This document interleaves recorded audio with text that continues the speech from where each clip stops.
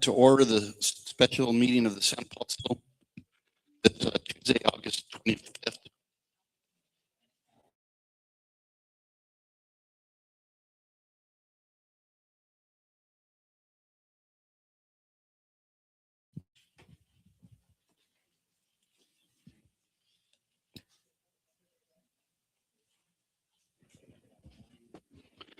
Good evening.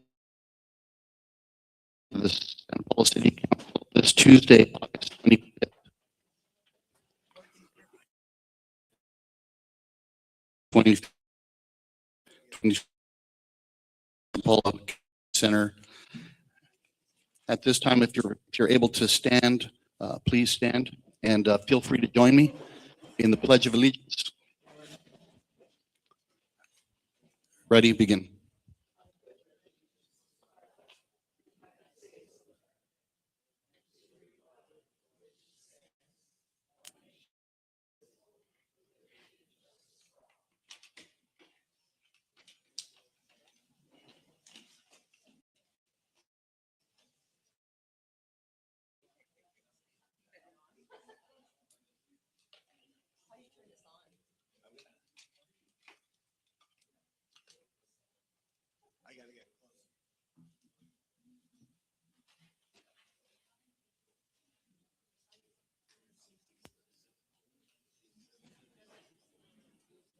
Check, check, check, check. Madam Clerk, can you do a roll call, please?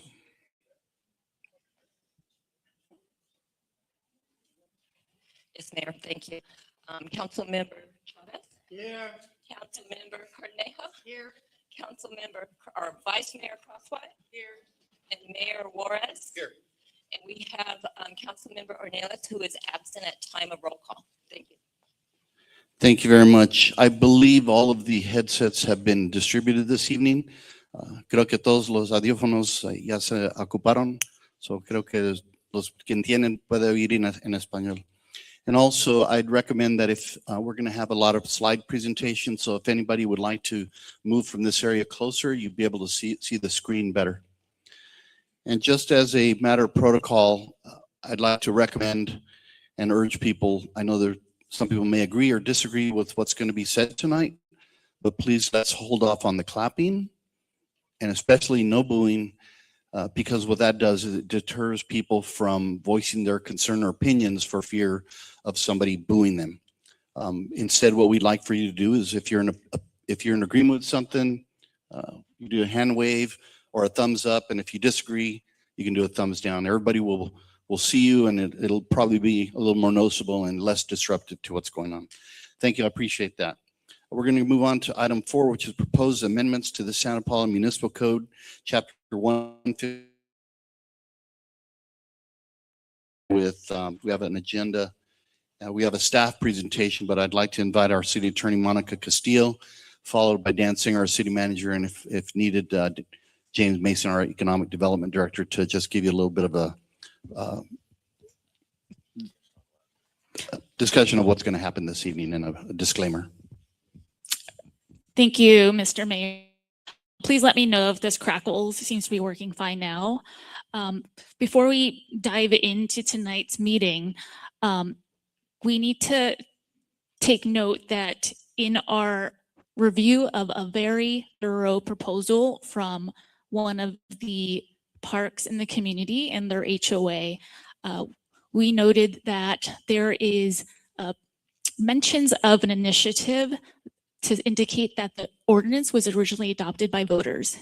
And under elections code, this is California law, under elections code, ordinances that are voter adopted can only be amended by voters.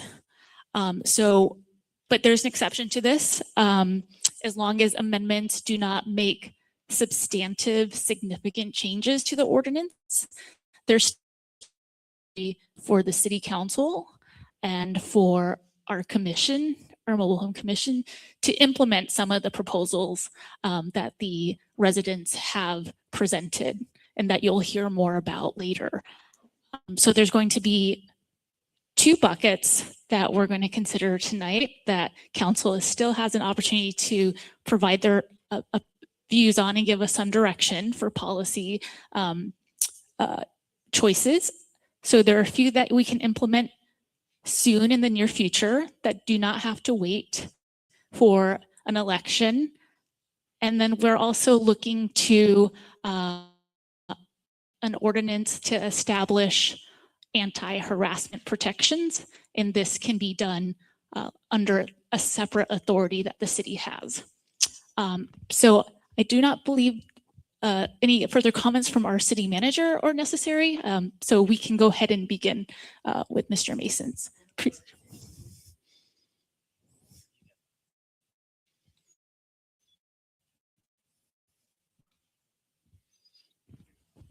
I just want to make sure that I get this straight and comprehend that, because this is the first time that I'm hearing that we have to go to the voters regarding amending such policies with some exception. At what point did you find out that was the case? So we saw signs of this as we were digging into the substantive amendments that our HOA representatives brought to us. So that is in the summertime.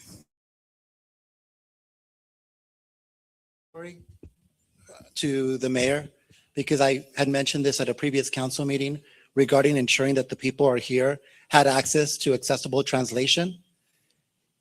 We only have how many devices are in the room that don't understand what's happening?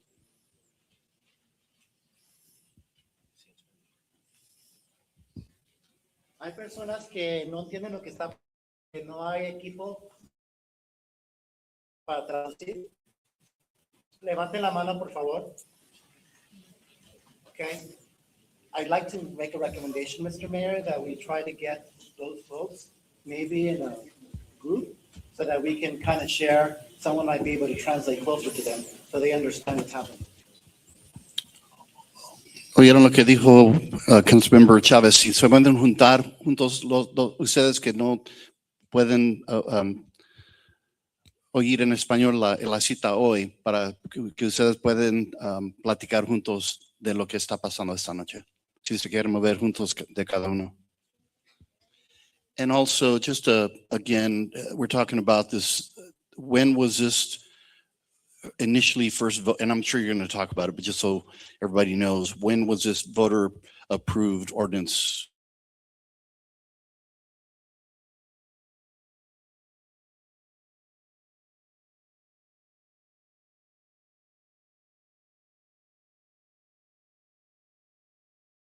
So we have in front of you the agenda for this evening. We're going to start off with an overview of the existing ordinance.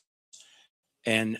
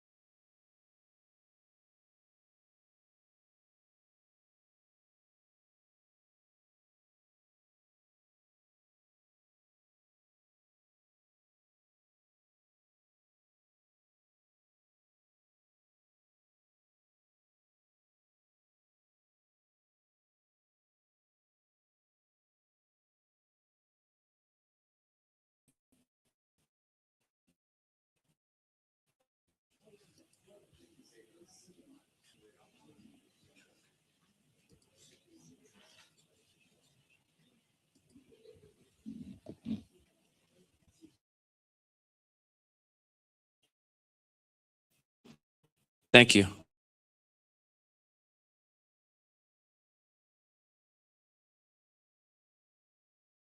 The other sessions.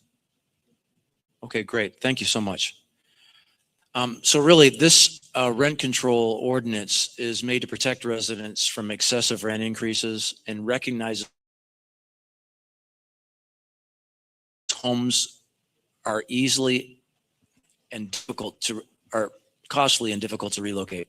It also aims to prevent gouging and displacement, promote predictability, stable rents, and ensure for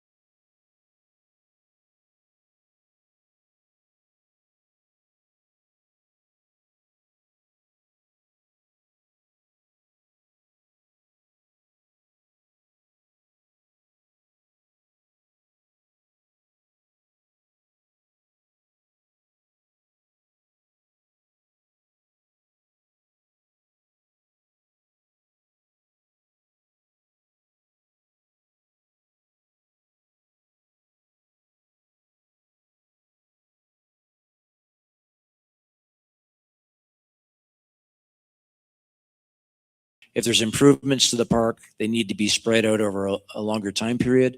And if there are any services or amenities removed, there should also be an adjustment for that. And then vacancy provisions. Currently, our vacancy provision is if a new resident moves into the park, there's a $25 fee increase in rent. And park owners may request additional increases to maintain net operating income based on a comparable rate.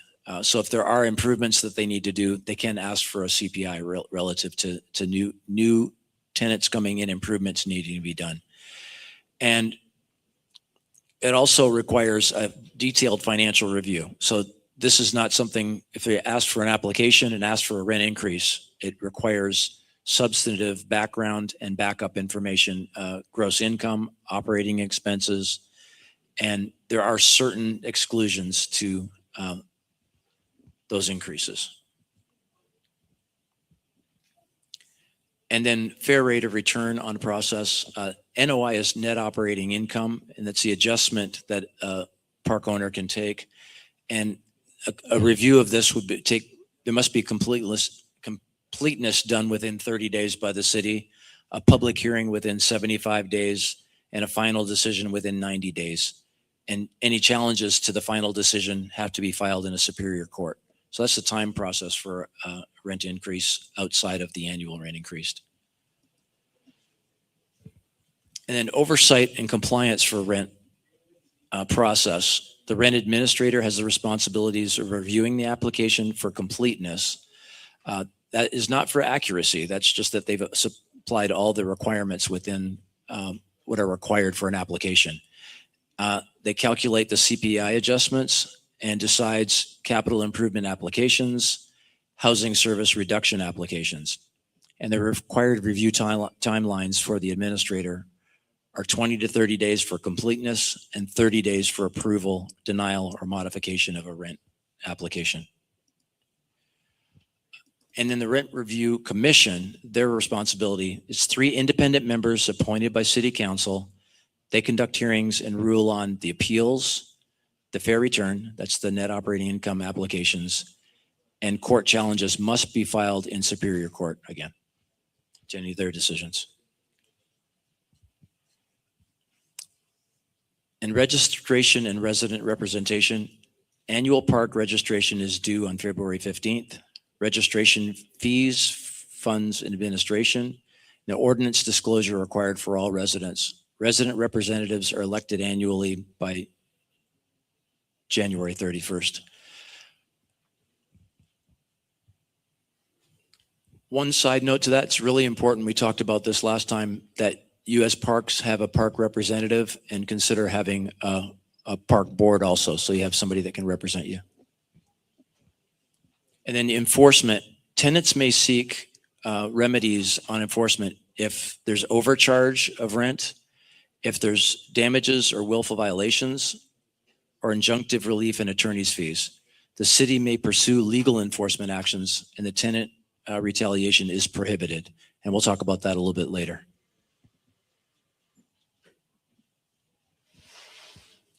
And the overall impact, it creates a comprehensive rent stabilization framework. That's the intent of this ordinance, to limit excessive rent increases and establish a formal adjustment procedure.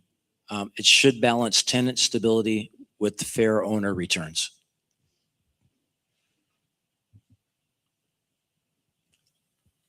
Just wanted to, I committed to get this back to the folks that had attended.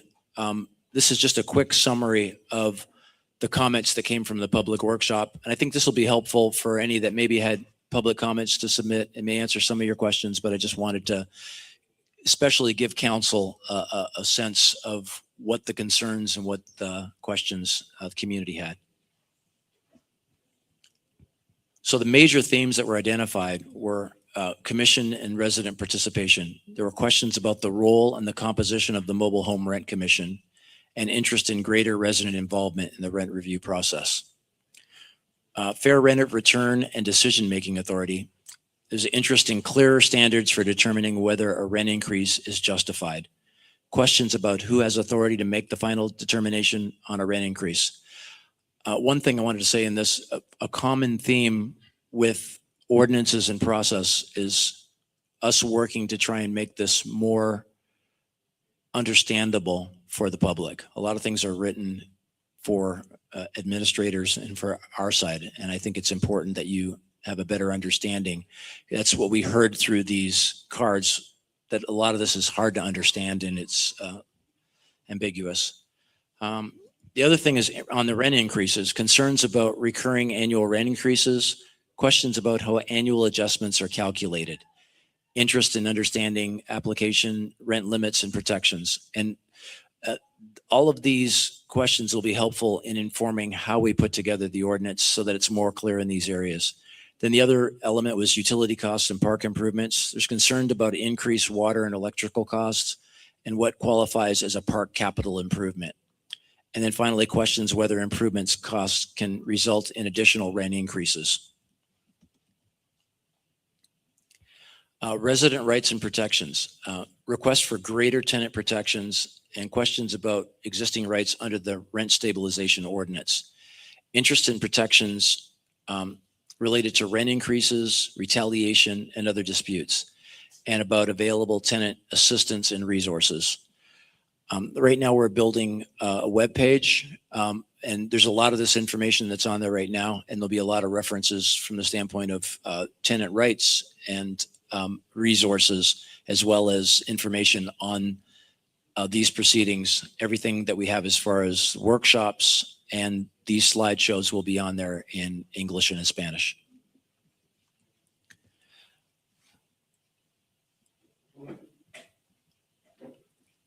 And then owner transparency and communication. A request for clearer and more timely communication from park owners. There's interest in greater transparency regarding park expenses, utilities, and improvements, and concerns about language accessibility and resident notices. So this really, communication is really the theme here, that there's Spanish language information available, and that park owners are keeping tenants aware of any changes to their operations. And then finally, we're at a point where, I don't know. We can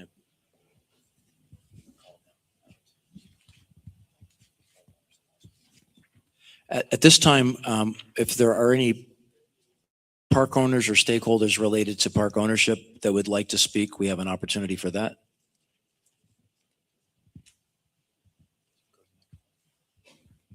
Just announce your name and. Would it be beneficial first to hear from the HOA, the Craig Drive presentation? Okay. Mr. Carl Lawson.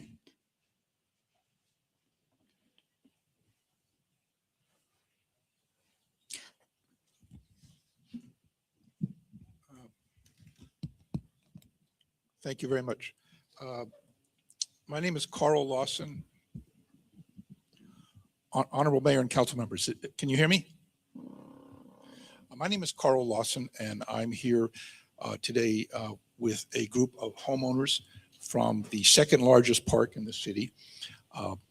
And I have spoken before council before. A little bit of background on me very briefly. Just a little bit louder, Carl. I've spoken before, appeared before council before. A little bit of background. I have over 30 years of experience administering mobile home rent stabilization ordinances for the city of Oxnard. I retired from that position several years ago. I have testified as an expert witness in numerous proceedings and rent stabilization around the state, and have a pretty good handle on the cases that have come before the city of Santa Paula. Next slide, please.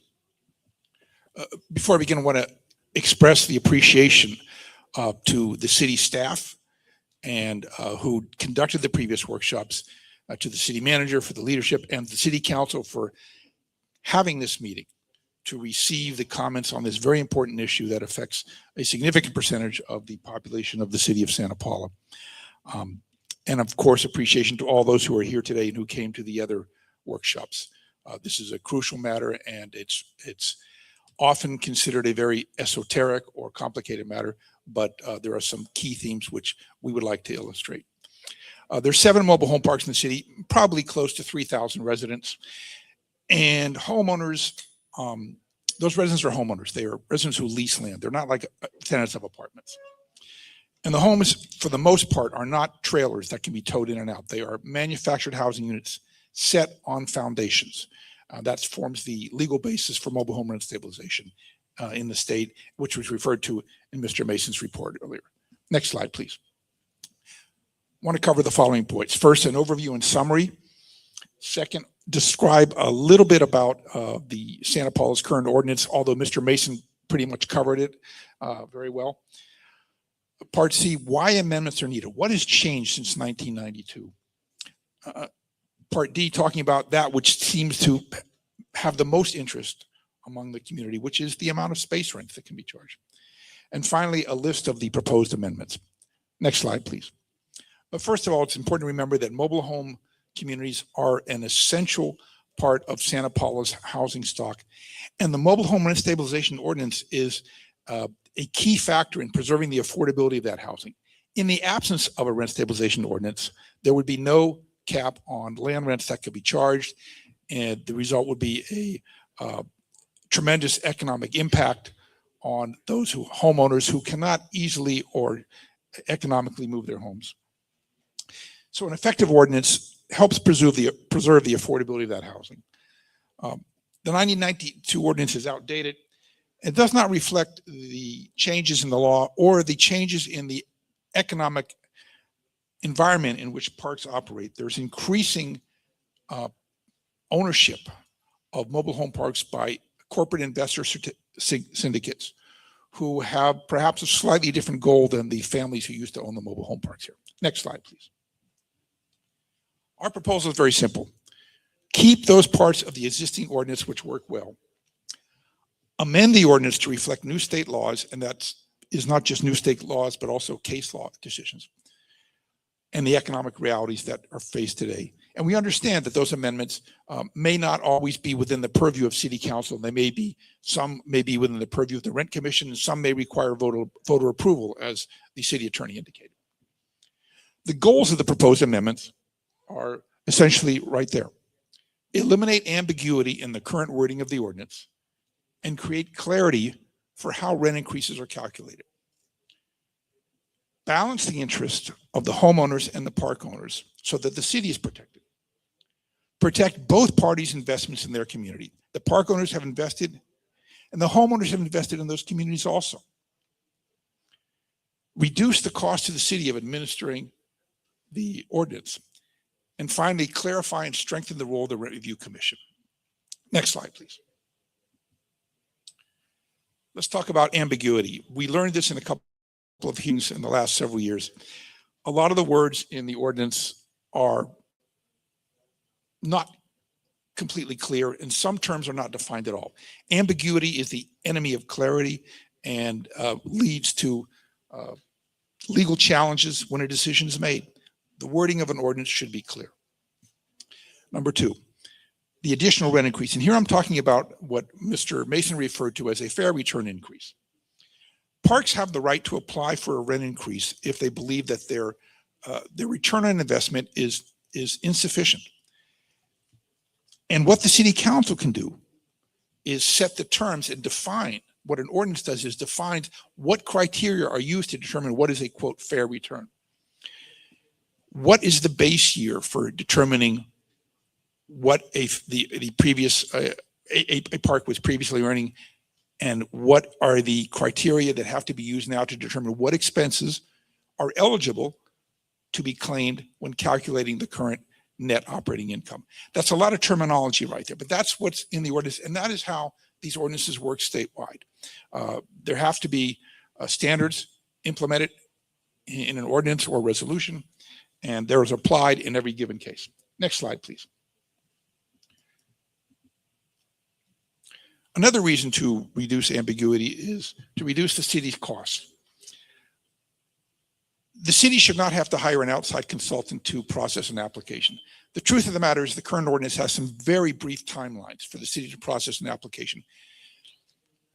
The last two applications that came before the Rent Commission each had more than 1,000 pages of financial information. And that is something that has to be looked at. It has to be examined in granular detail. And the city turned to hiring a consultant to go through that documentation.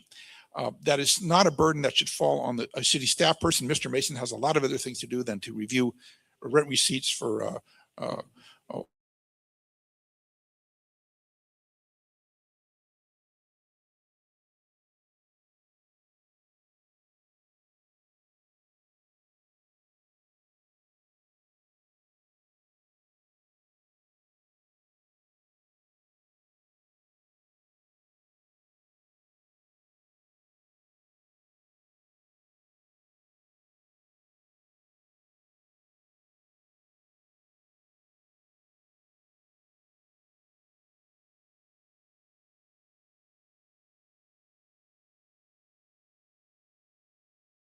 are opaque. They're hard to understand sometimes. We want to make sure the hearings are open and accessible for homeowners. And that includes a couple of things. Number one, requiring full production of all the evidence that a park is presenting to the city that supports its application for rent increase. All the receipts, all the claimed contracts, invoices, and everything. The current ordinance doesn't require that to be presented to the homeowners, believe it or not. We also completely concur with the idea of ensuring language access for notices and for hearing. And finally, protecting homeowners from discrimination and from any kind of harassment for having exercised their rights.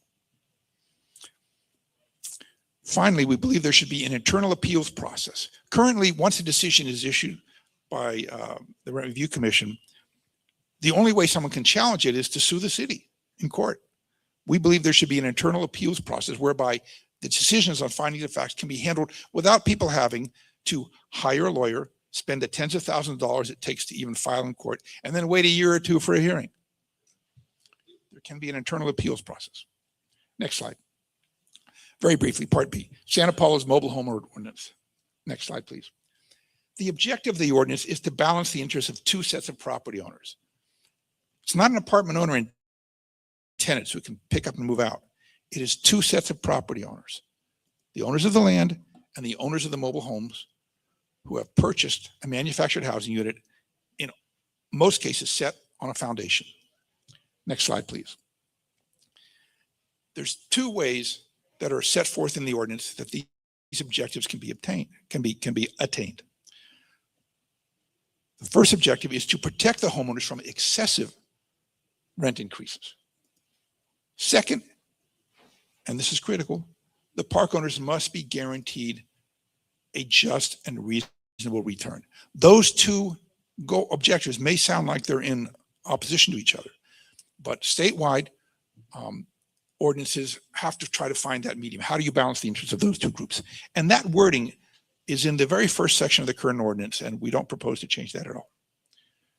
Next slide, please. It's important to understand that the current system is set forth in 3 legal documents. One is the ordinance itself, which is codified in Chapter 152 of the City Code. And then there are 2 resolutions which are adopted by the Rent Review Commission. Because under the current ordinance, certain powers and authorities are delegated to the Rent Review Commission. They're pretty old resolutions. One is from 1998 and one is from 1989. The first one sets out rules of procedure for how the Rent Review Commission conducts its hearings. The second one talks about how capital improvement pass-through costs are calculated.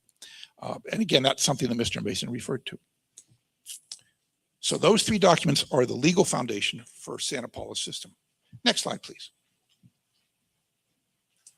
It's important to understand that those 3 documents together constitute and comprise what's called a system of administrative law.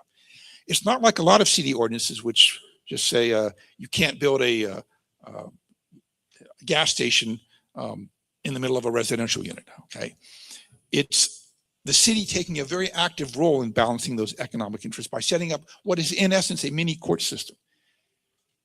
The purpose of that is to have a quasi-judicial, which means similar to a court system, so that disputes between these 2 sets of property owners can be resolved in an administrative hearing under rules adopted by the city. Next slide, please. Systems of administrative law don't mean parks and homeowners have to do exactly what the city council says. It means that there has to be a system whereby disputes can be adjudicated. The parties have to have due process. Who are the parties? The park owner applying for a rent increase or a capital improvement pass-through.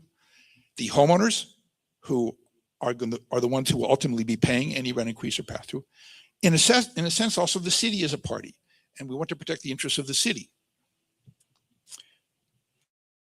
Second point, we believe that administrative law systems must allow the parties to effectively participate in decision-making. It can't be a rubber stamp. Third, those who make the decisions must be neutral. You can't have a park owner sitting on a commission that decides whether that park gets a rent increase or not, and you can't have a mobile homeowner, a resident, deciding whether they should get a rent increase. There are ordinances around the state where you have members like that on commissions, but they have to recuse themselves when a matter comes up. It should be neutrals who make these decisions. Decisions must be based on the specific regulations set forth in the ordinance, and they must be based on evidence presented in a hearing, not on whether or not I like the park owner or the park manager, or whether I think the park should have a swimming pool and it doesn't. It has to be based on the evidence in the record. Those are elements that have to be somehow incorporated into hearing processes. Next slide, please. When it comes down to it, there's only 2 things that a rent stabilization ordinance regulates. The first is the amount and frequency of space rent increases. The second is what procedures are in place to pay for capital improvements that are made in a park. A capital improvement is a major investment of to improve something, just like when, let's say you put a new roof on your house. That's a capital improvement. If a park were to put in a new swimming pool, that's a capital improvement. The city has the right under state law to set up procedures as to how the cost of those improvements are paid for. Those are really the only 2 things that the city can regulate. Next slide, please.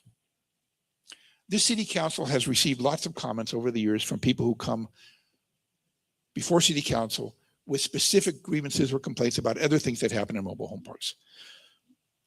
Certain things are not within the purview of city to regulate. One is enforcement of park rules.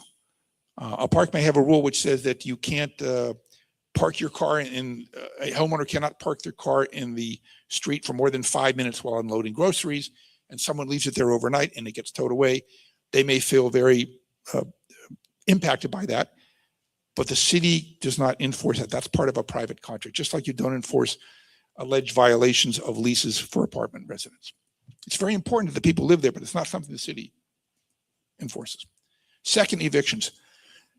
State of California has occupied that field of life. The city is preempted from setting up any court system to decide who gets evicted or not. There's a whole set of state laws and procedures that protect both landlords and tenants when it comes to how evictions are handled. Those are very, very important to those people, but it's not something the city can regulate under a mobile home rent stabilization ordinance.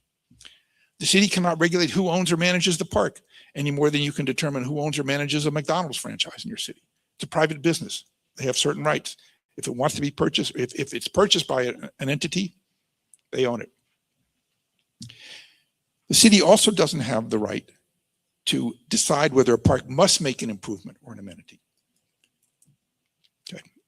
Some parks have swimming pools, tennis courts, others don't. It would be nice, but the city can't dictate that they do that. It's a private business. Next slide, please. Why are amendments needed? There's been a couple changes since 1992. The first is that there have been some changes in state law. City government can enact mobile home rent stabilization ordinances only because the state of California has a state law which enables local governments to do that. A lot of states don't have that. California is one of them.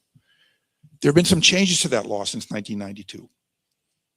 There have also been case law, which means court decisions, which impact the extent to which parks and homeowners can act and the extent to which cities and counties can regulate. So the ordinance is outdated. Not surprising. It's been 34 years since it was written. And second, and this is relatively new, there's a new model for park ownership and management. Before in this city, most parks were operated as a small business, usually by a family or a small group of people.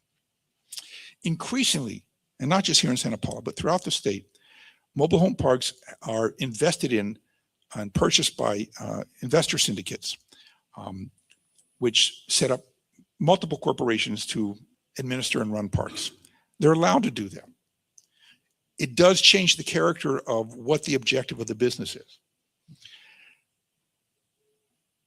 Some would say, and the homeowners in Santa Paula here have expressed the feeling that some of those investors simply want to maximize the amount of money they can get out of the park to pay back their investors. Not just through rent, but through other charges also. This results in decreased affordability. There is a history of whenever a corporate investor syndicate buys a park in the state, not whenever, but in many cases, where all of a sudden there's a much greater increase in the number of people who are evicted. That's important because typically when a new homeowner moves in or when someone's evicted, that opens up a space which a park can put its own mobile home on and sell, or increase the space rents of someone coming in. So whenever homeowners are displaced, that can lead to changes in the land use. That's an important statewide trend, and that's what municipalities around the state are reacting to. Next slide, please. There's 4 basic reasons the current ordinance needs to be amended. Number 1, eliminate ambiguous language. Number 2, update it to address those changes in law. Number 3, level the playing field, make the hearings more accessible so that people who live here who are impacted by decisions can actually effectively participate, and to reduce the burden on city staff. Next slide. Little detail on each one. The current ordinance was written in a different era, different time. And the people who wrote this were very well intentioned, I have no doubt, but they could not have anticipated the current highly litigious nature of what happens these days. Your city attorney will tell you that ambiguous language is an invitation to bad news in many ways. Next slide, please. I'll give you an example of how ambiguous language is exploited, or was exploited in hearings right here in this city. Case number 1. Park files an application, turns over 1,000 pages of documents to the city. City hires a consultant to review it. The attorney for the homeowners association writes to the park and says, hey, there's a hearing coming up. We would like to review that information. The park owner attorney writes back and says, no way. The city ordinance doesn't say you have a right to the information. I gave it to the city. I don't have to give it to you. It's essentially what was said. What does that mean? That means the homeowners association attorney had to file a public records act with the city. The city staff, the city clerk, city attorney, city staff had to spend time going through that to determine what documents could be turned over. And eventually they were turned over. But on top of that, less than 24 hours before the hearing, several hundred more pages of documents were turned over. Okay, so this is what happens in here. How can people, how can the homeowners association effectively participate in a hearing when the language of the current ordinance doesn't require for production or discovery of documentation? Next slide. Changes in laws and financing. There used to be an exemption under state law which said that any space which was subject to a long-term lease of over 1 year was exempt from local rent control. Well, that's out of the law now. The state law has changed. The city ordinance still says that spaces that are exempt under that old provision of the code are exempt. So that obsolete language needs to be updated. Economics and financing, I've already told you about that. We can skip that. Next slide, please. Leveling the playing field. Homeowners associations should be seen as equals to park owners when there's a hearing before the commission. One example of wording that's in the current city council commission resolution states that all information presented in a hearing about the finances of a park have to be presented by a certified public accountant.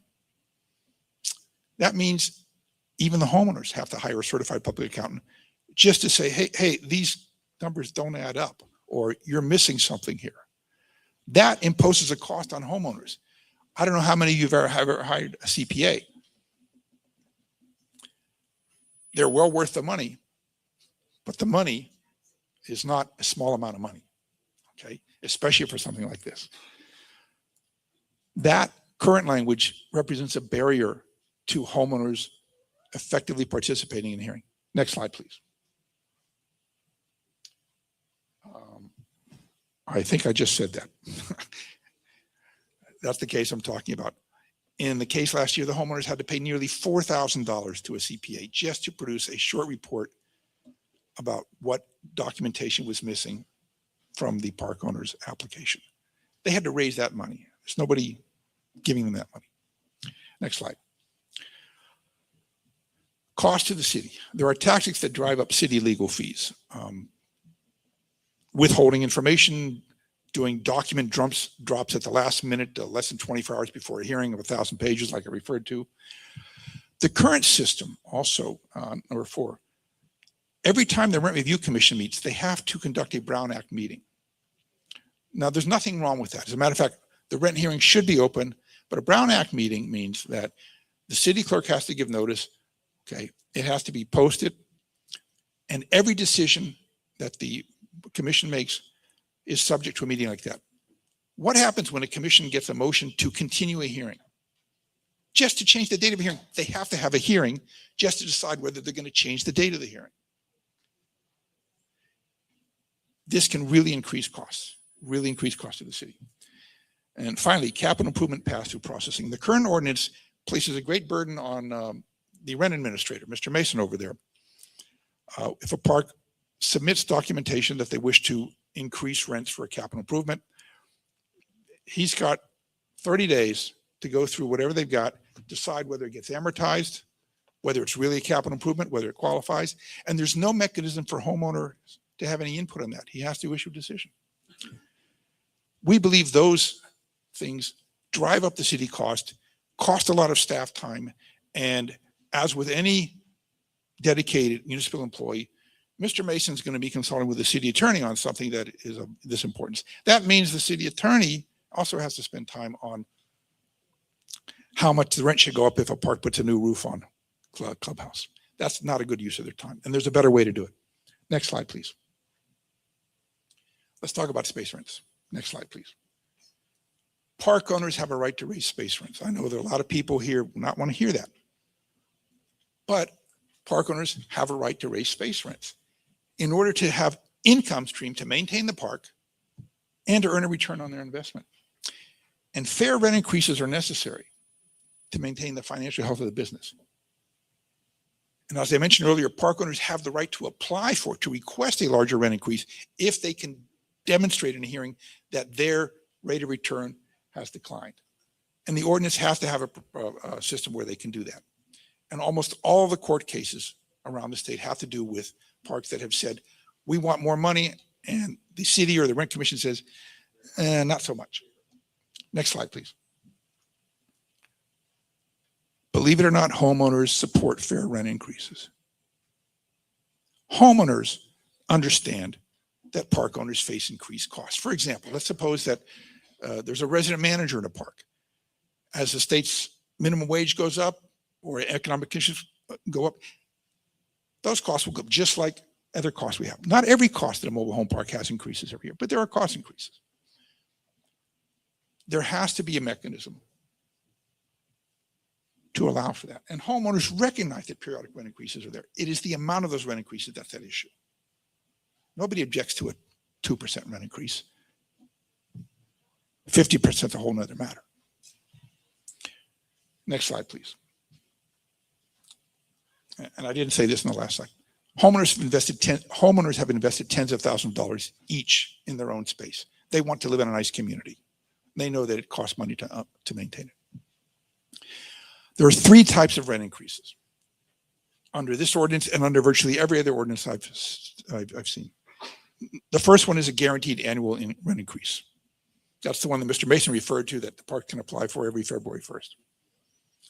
Second is the additional fair return increase, the one that I've referred to several times here. The third is the capital improvement pass-through rent increase. Next slide, please. The guaranteed rent increase is based on the inflation rate for Southern California. Each fall, city staff notifies each park, here's how much you can raise rents next year. The parks don't have to prove they need to raise rents. It's an automatic increase virtually. We have a few thoughts on that. The increase is the same for all parks. Next slide, please. The additional increase that parks can apply for a fair return or rate of return, that's the one that requires a hearing, and that's the one where the regulations and the wording that this council adopts are going to be key. It requires an evidentiary hearing. Evidence has to be produced. This is how much we used to earn, and this is how much we're earning now. The evidence is subject to examination. The other party has to be able to review that, ask questions about it, and see, do those numbers add up? Do those numbers add up? Are these expenses real? Are they reasonable? The ordinance has to have a clause which says that expenses must be reasonable. Next slide, please. Here's a list of our proposed amendments. Next slide, please. Number one, definitions. Add clear terms. We propose 9 terms that are not clearly defined in the ordinance that should be clearly defined. Resident representatives. We believe that the current ordinance has a gap in it, an omission. It doesn't state that a homeowners association can be their resident representative. We believe that it makes perfect sense that if homeowners have formed an association, they are a resident representative. Why is this important? Because that's the organization that has the right to appear in a hearing. Among others, it has the right to get notice of a hearing. Any homeowner can appear at a hearing. But someone that has homeowners that have taken the initiative to form an association, they should qualify as a resident representative organization. The current ordinance doesn't say that. Third, as we said before, we believe there should be a hearing examiner or a hearing officer to do a lot of the work in analyzing applications, review them, so that Mr. Mason doesn't have to do it, so that the city doesn't have to hire a consultant. That person should issue findings of fact after hearing from both parties. That person's findings of fact then go to the commission, who can focus on the law. These are all pretty much technical amendments, these first 4. The last one is to ensure that the current ordinance complies with the new state laws. Next slide. About rent increases.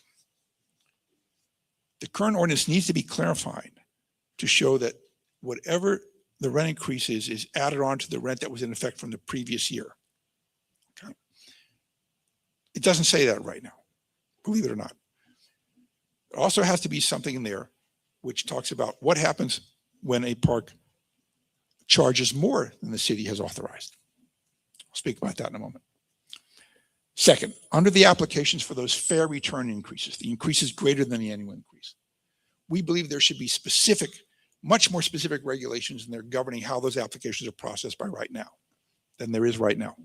There has to be an opportunity for the homeowners to have access to that financial information which a park relies on to justify the increase, and not just the day before the hearing. You have to be able to analyze it. They shouldn't have to hire a CPA to present evidence. The current ordinance does refer to the maintenance of net operating income approach as the approach which should be used. That's a technical term which says we compare what a park made in a base year, in this case 1984, which is a long time ago, and for which there often are not great records, and what they're making now. But what is needed is specific language saying, what expenses can you count? Can you count the salaries of corporation executives that live somewhere else as an expense for this park? That's a question that has to be addressed. We also believe that applications should be submitted in advance of the date for which the park requests a rent increase. The last two applications requested retroactivity going back 2 years. Had an increase been granted in either of those cases, homeowners would have been facing a massive bill. Next slide. About hearings, I've already said, referred to this, reiterating. Language, hearings should be, and notices should be provided in Spanish in a city like Santa Paula. Hearing procedures, they have to be notified in advance, open to the public. All financial records have to be revealed. We believe the hearing officer should have the authority to compel the production of records, to require justification and proof of expenses to be presented. And the hearing officer has to issue written findings of fact within 30 days of all the evidence coming in. Next slide, please. We believe that the appeals process should call for any decision can go to the Rent Review Commission for a final decision. That means you don't have to hire a lawyer and go to court to get your day in court. It's in the local court. And we believe that the commission itself should be designated as the body with the authority to review, to accept, to reject, or modify the hearing officer's decisions. And whatever the commission does becomes the final city action in that case. That allows your city legal counsel to provide advice to the commission as to what may or may not be in accordance with the law. It empowers the commission to focus on the law rather than looking at and adding up receipts. And of course, all commission hearings have to be conducted in accordance with the Brown Act. Next slide, please. Homeowners should be able to participate in hearings, remove that CPA evidence requirement. And finally, the anti-harassment, which Mr. Mason referred to and which Ms. Castillo referred to as possibly being in a separate ordinance, because that should cover more than just people who live in mobile home parks.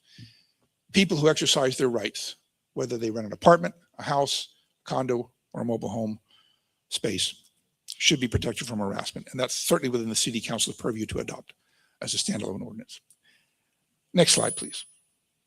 A couple of things have happened in the last few months. First one is right there. Parks increasing rent more than allowed. I indicated that the city sends out a notice to parks saying how much the percentage rent increase is for all parks. Well, one park is charging 0.5% more than what the city notified. Okay, 0.5% may not seem like much, but when you multiply it by the number of spaces in the park and by the number of months in forever, because it gets built into the rent forever, it's a lot of money. What happens in that case? Well, the city sent a polite letter to the park saying you're charging more than you should. Want to make sure you know this is the right amount. And that's it. They're still charging it. They haven't done anything about it. The park has not done anything. Finally, a case that this council may have heard about. In one park earlier this month, a very unfortunate crime happened. Homeowners who had taken their rent checks to the park office were informed that there had been a break-in at the office, and a number of those checks, a couple dozen it sounds like, were stolen. Some were checks, some were money orders. These are people who paid their rent and paid it on time. Those who had paid by check have a pretty easy remedy. You contact your bank, you put a stop payment on the check. Might cost you 30 or 40 bucks, but doesn't cost you the 600 or 800 that was the check was written for.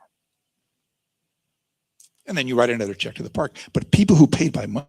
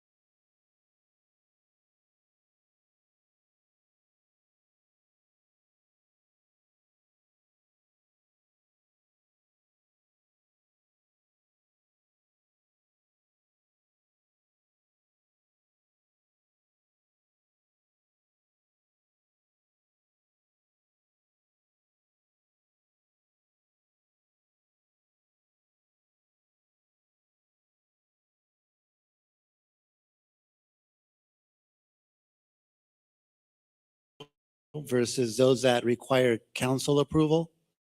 I would defer to your legal counsel on that. There will be certain things which I believe can be characterized as non-substantive amendments, which the council could have authority to implement. There are also other things which under the current ordinance are within the purview of the Rent Review Commission to adopt by resolution, clarification of language, certain definitions. But that's something I would defer to your city attorney to delve into the weeds on that. I am not an attorney, and I would not pretend to be one. Thank you. Yes, that will be covered in detail in the later portion of this meeting. Thank you. Just one quick question as we were going through, and I have other questions, but I'll wait for staff presentation. In your experience, how does one hire a hearing officer? Very good question. Councilmember Cornejo, the city has procurement policies whereby it can hire any type of person, and typically requires a posting and a review of that person's qualifications once applications or bids are received. You would need to, of course, follow those provisions. But I think your question really has to do with where do you find them? Trust me, there are throughout the state of California a number of people. Some are retired lawyers, some are not, who conduct hearings on rent stabilization for mobile home parks ordinances for cities and counties, and for apartment rent control ordinances for cities and counties. There are a lot of professionals out there who do this. And once you put the word out there, you'll get applicants. There's a couple of people here in Ventura County who have experience doing these things. You want someone who has experience in conducting administrative hearings and who has experience in rent stabilization, preferably in mobile home, but not necessarily, and who understands what kind of evidence needs to be sifted through. But they're out there. Thank you, Mr. Lawson. Any other questions from council? Okay. Back to you, Mr. Mason. Thank you again.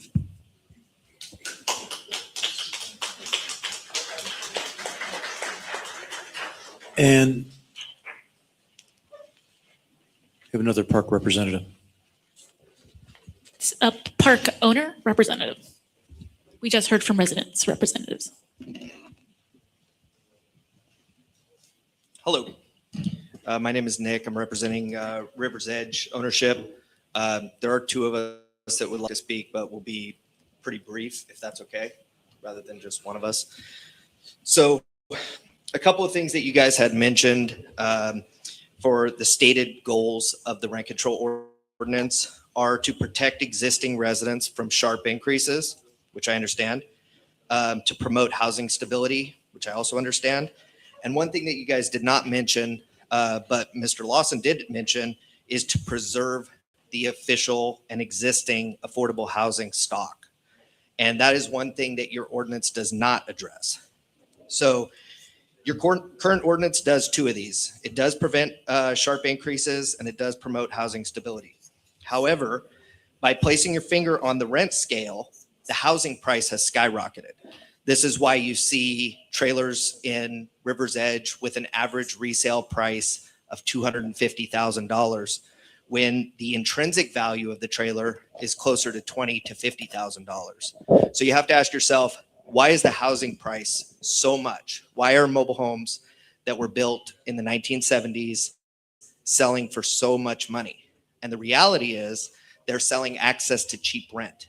Okay, so what that does is drives up the housing cost. A $250,000 loan with somewhere around 10 to 12% interest is going to run you a mortgage payment well north of $2,000. Plus, you have to pay rent on top of that. Average rents in River's Edge are about $500. So $2,000 plus leaves the park in the form of mortgage payments, goes out to banks at 10% interest, and leaves the park owner with a shortfall of income generated in order to continue to maintain that park going forward. This is a problem, and this is why the housing price is going up. If market rent sits somewhere around $1,000 to $1,200 with your ordinance over that same period of 20 years, that rent will sit somewhere around $1,700. So you still haven't even approached the cost of the mortgage of a home, but it will actually bring the housing price down, which makes a lower barrier to entry for residents that are trying to move into the park. So an important component of this rent control ordinance should be vacancy decontrol, which is the ability to reset rents to market rate when a resident leaves. That allows a one-time catch-up for park owners who've dealt with suppressed years for decades, a one-time catch-up, okay? And so what I would encourage staff to do is twofold. One is check cities that have vacancy decontrol provisions in them. And what I would encourage you to see is how many fair return challenges are made in ordinances that allow for full vacancy decontrol. You will find it's very few, if any at all. Fair returns are extremely costly for all parties involved, for the residents, for the park owners, and for the city. It takes a ton of staff time. So how can you avoid fair return hearings? The reality is with 75% of CPI, when we know that costs go up far faster than CPI, this ordinance has been in place for 34 years. So a fraction of CPI increases annually begets only one thing, which is a sharp increase in rent at some point. Otherwise, the business fails. A business that can't keep pace with inflation cannot stay in business. So there has to be a safety valve for park owners at some point to catch up on these decades of suppressed rent. So my question to you guys is, if there is a provision for vacancy decontrol, will you even see fair return challenges? And the answer in my experience is no. We've never done a fair return hearing in a jurisdiction that allows for full vacancy decontrol. So I would implore staff to look into those provisions. And if that provision is in place, what it does is it adds that third missing element to your ordinance, which is preserving affordable housing. It keeps the housing costs down. It allows the park to catch up on suppressed rents, and it allows money for the park to reinvest without having to do sharp increases on residents in order to keep pace with what is a CPI number that we know doesn't affect the reality on the ground. So the last proposal that Carl made was that you need to amend this ordinance to reflect new economic realities. Vacancy decontrol does just that. Thank you.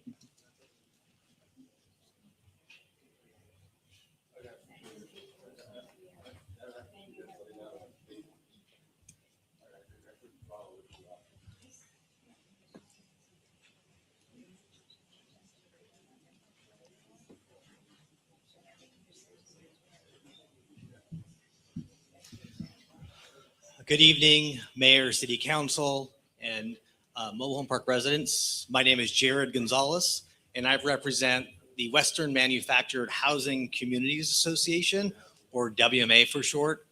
And WMA is the statewide trade association that represents mobile home park owners and operators in the state of California, and also here in Santa Paula. There's just two things I want to mention as the council and city contemplates changes to the rent control ordinance.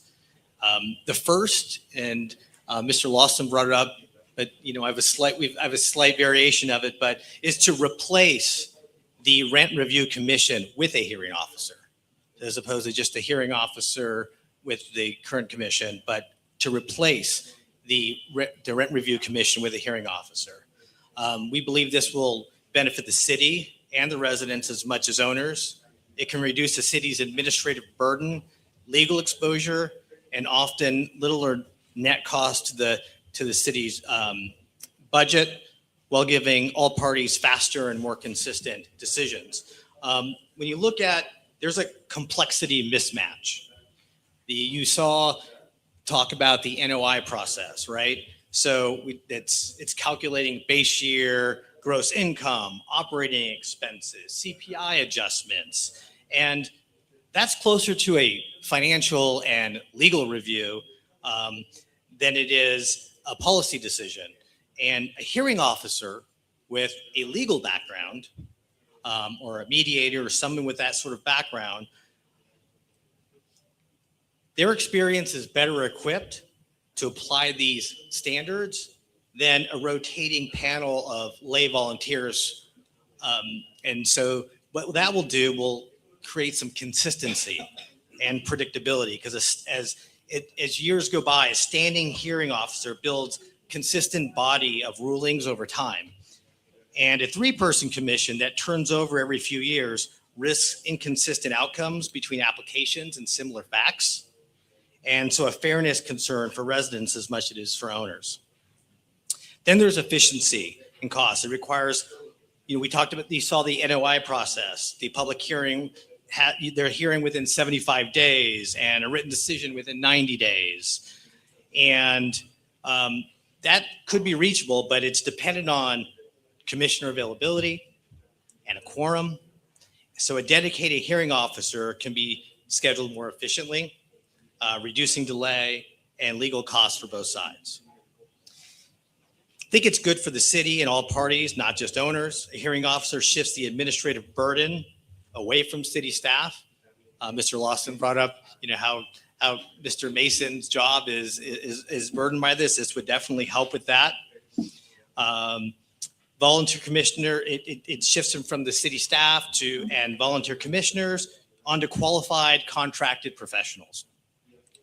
So we think that, several cities fund the entire hearing process through sometimes administrative fees, but it's going to be faster, more consistent decisions, and also benefits residents and park owners and the city.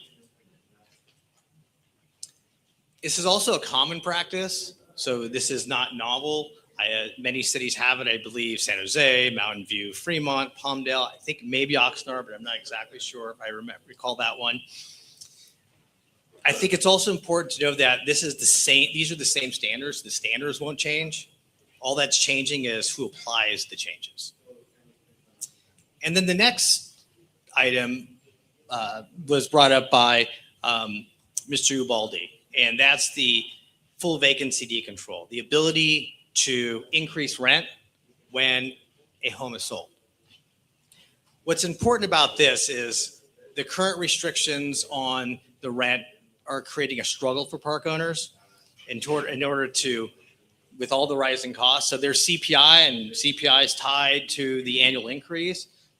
CPI captures things like food costs and transportation and medical expenses. But what it doesn't capture are the rising costs that park owners have to pay, the insurance that are going up, labor costs, construction costs, the cost of finance, the cost to borrow money. Those are not captured by CPI.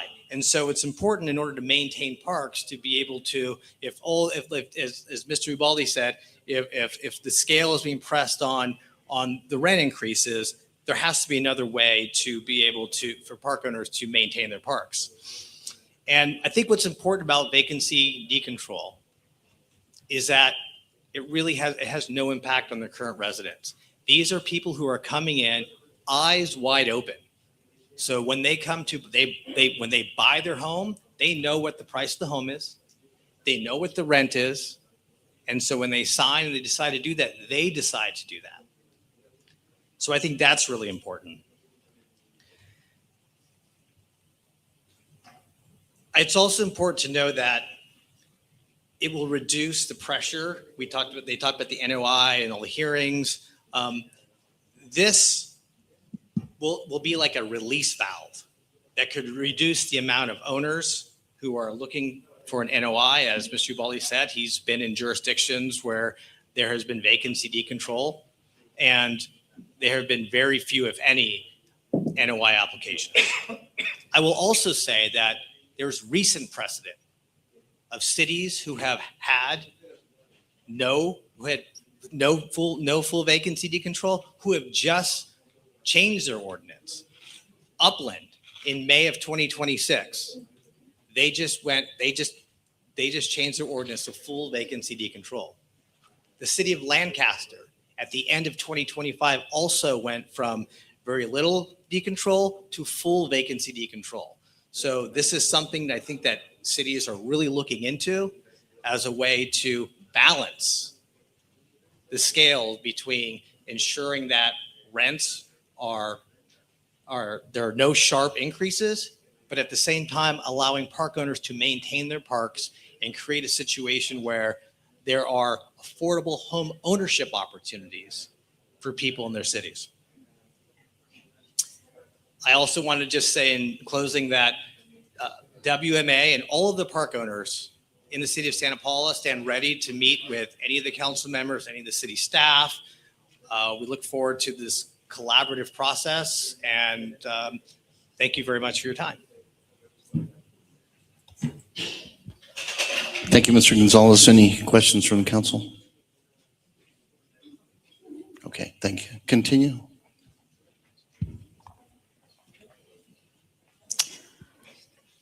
Thank you very much. Yes, and just to help everybody understand what vacancy decontrol is, that occurs when they're usually in the context of mobile home parks, when the mobile home is sold to a new owner and that new owner becomes a resident. So full vacancy decontrol would mean the owner can determine the next resident's rent for that space without any limits on that rent. And public comment period will come later. If you have questions, we can you can submit those at that time.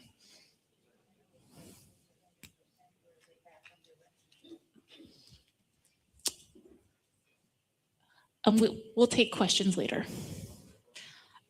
All right, so next we're going to go into the legal discussion of what the 400 Craig Drive Homeowners Association proposed, which Mr. Lawson already covered. And first, we want to, again, understand the framework we're operating here. We have the elections code limitation, and that's what we've already discussed. And then next we'll go into what the commission can implement on its own authority. They have regulatory authority to carry out the ordinance.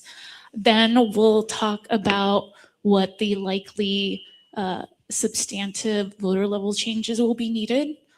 Then following that, we will go into the anti-harassment ordinance suggestion that the 400 Craig Drive proposed.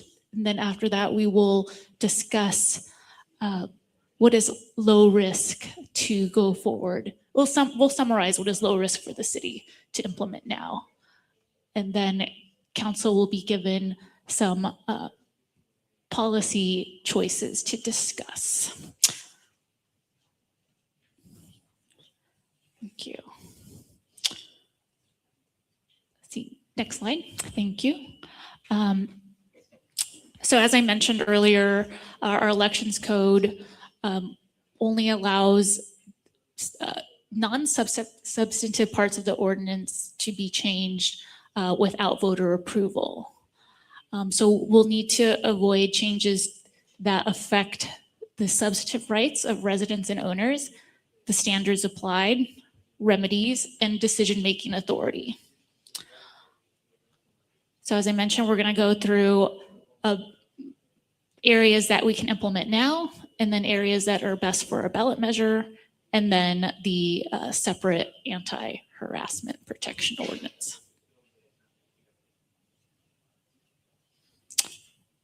So first, what can we implement now under the commission's regulatory authority?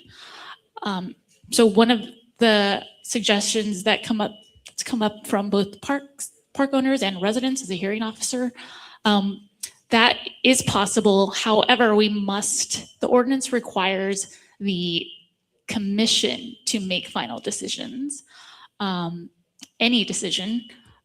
So what we would do is have a hearing officer function as an agent of the commission and not its own hearing body. The hearing officer could conduct the evidentiary hearing and make proposed findings and recommendations, but then the commission is going to maintain that final authority over any sort of rent increase applications. And they will continue to hear appeals from the rent administrator. The rent administrator will also need to maintain his authority because that's what's expressly in the ordinance that cannot be changed. We can also include in the commission regulations some of the more specific details and procedures, like adopting a record, what evidence can be accepted, what evidence should be served, subpoenas. All of this, of course, will need to be also reviewed for legal separately, not just whether it's something that can be done under our election code restrictions. And also having bilingual notices can also be included in our regulations because that does not conflict with our ordinance. And another thing I heard from the Mr. Lawson was ambiguities in our ordinance.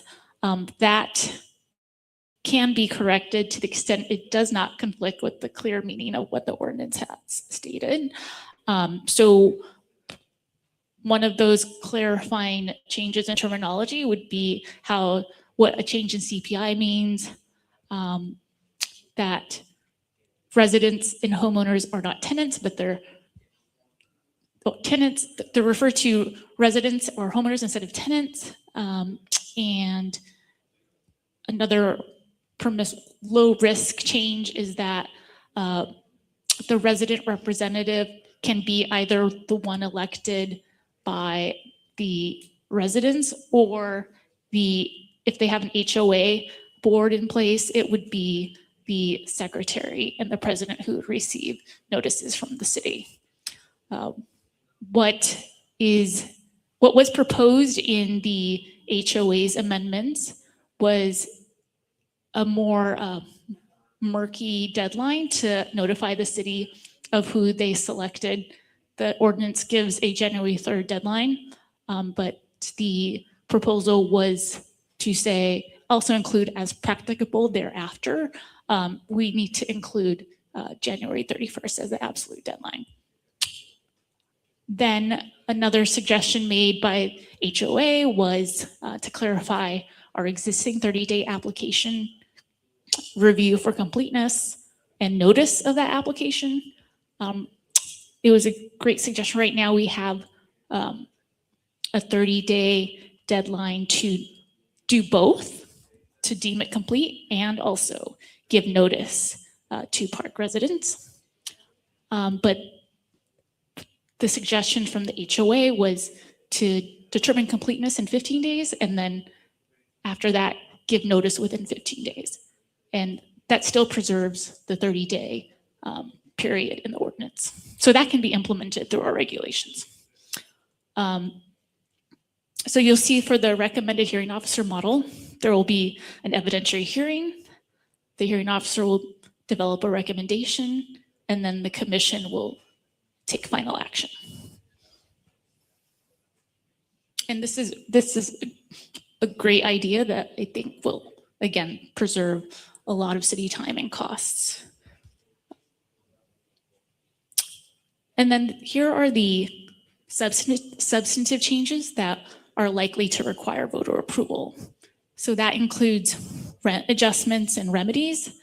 So changing the HOA, changing the existing 75% of CPI formula up, but no greater than 7% is our existing ordinance. The HOA is asking to change that into more of a tiered system. So that's something that we're going to need to take to the voters. Another suggestion was to turn the automatic annual CPI adjustment into a mandatory application.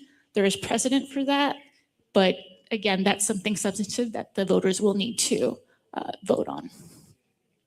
And then the other rent adjustment and remedy change is creating a process for a separate itemized billing of utility costs.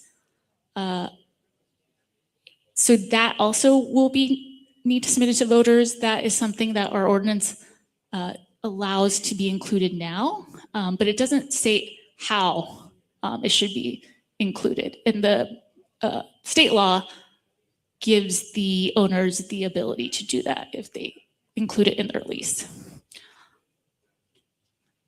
Then another topic is capital improvement recovery. So the suggestion from the HOA was to limit recovery to 50%. So that would only allow 50% recovery through a pass-through of capital improvements. Again, that's substantive, and that'll have to go to the voters. There's a request to delete from the ordinance the advanced capital improvement determination. Right now, owners can ask the rent administrator to tell them if a capital improvement can be passed through and what amount. And then the other substantive change was deleting the existing service reduction remedy and current appeal process. So I'm sorry, it should only be, there is no appeal process except at the rent administrator level. So this would, they're asking to delete a current suggestion or the current ordinance's option to seek a service reduction and then followed by a commensurate reduction in rent. So that allows the park owners, whenever a service reduction occurs, they must reduce a commensurate amount in their rent. Now, The other topic is the fair return, in which we discussed that in great detail. This is something that is going to need to also be put to the voters, the maintenance of net operating income formula. This is something that financial experts and rent stabilization experts should probably be given the ability to first advise the city on and analyze. So that's something that we should, the city will want to consider, but again, something for the ballot.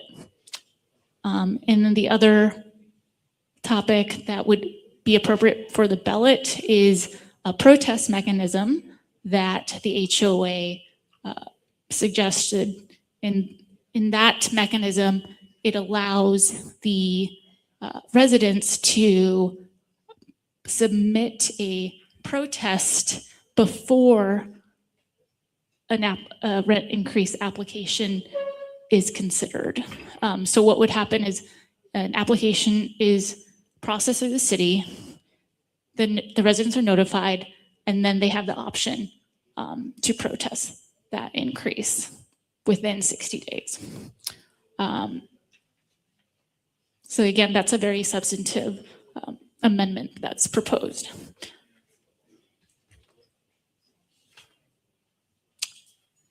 And then, let's see.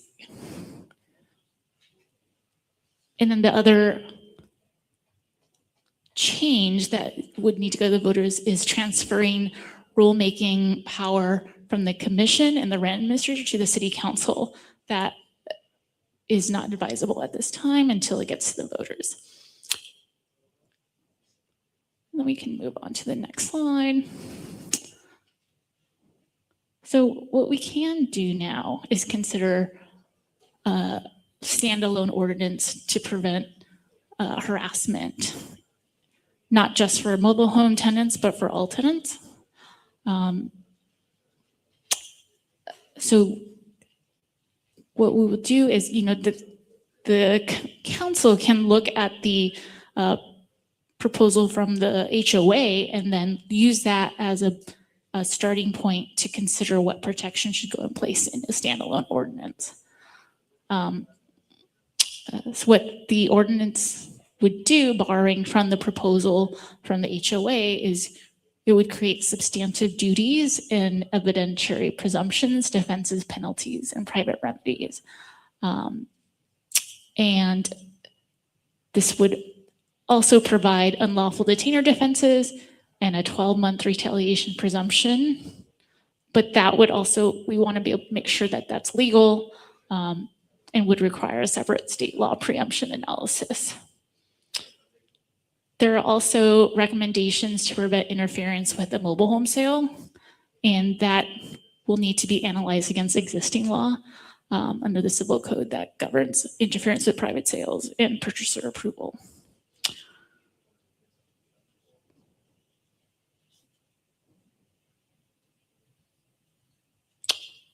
Then we can move on to the next slide. So here are the low risk changes that I covered earlier, just summarized here. So we can implement commission regulations on hearings, so procedure, hearing officer use.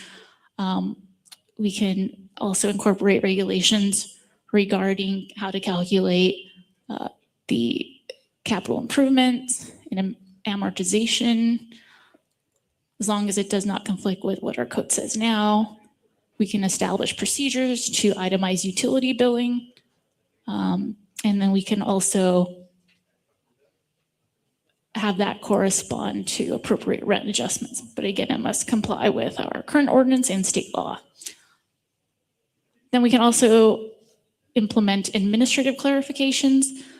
So how to administer the completeness timeline and notice timeline.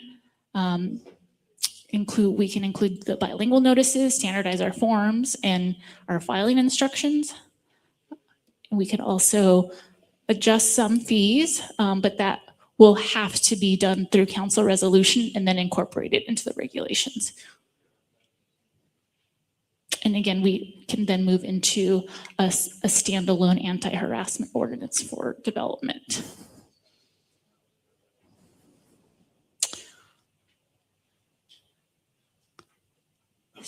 Next slide, please. Now for council, I'm going to pull up this slide again, but these are the areas for policy discussion. After this portion of the meeting ends, we're going to allow time for public comment, but I'll bring this slide back up again for purposes of discussion. So the function of council tonight is to give staff direction of what should be developed for possible voter consideration. So we have the annual CPI adjustment changes that were proposed by the HOA. We have capital improvements in changing that to allow for only 50% recovery. We have, again, consideration of a fair return methodology, but the technicality and detail of that type of methodology is best reserved for a consultant experienced in rent stabilization to understand the consequences of a given formula. And then last, I'll have council consider whether a resident protest right should be created and whether to create a hearing officer commission appeal structure instead of having the commission use the hearing officer as its agent and kind of like a staff recommender, a fact finder and a recommending staff person at the commission. And then we have, finally, the existing service reduction that the HOA is requesting be removed. I'm not sure why that was asked to be removed, but this would be removing the existing rent reduction requirement when services or amenities are reduced or discontinued. So I will end it there.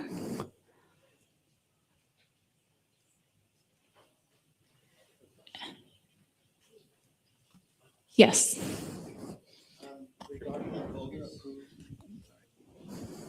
Regarding the recommendations up there for voter-approved items to consider, can you explain a timeline potentially for that? Would that require a special election? Council has the option of holding a special election or waiting for the regular election in 2028. Okay. So we can now go into public comment and then we'll return to these slides for council discussion. Do we have any other questions from council for our attorney?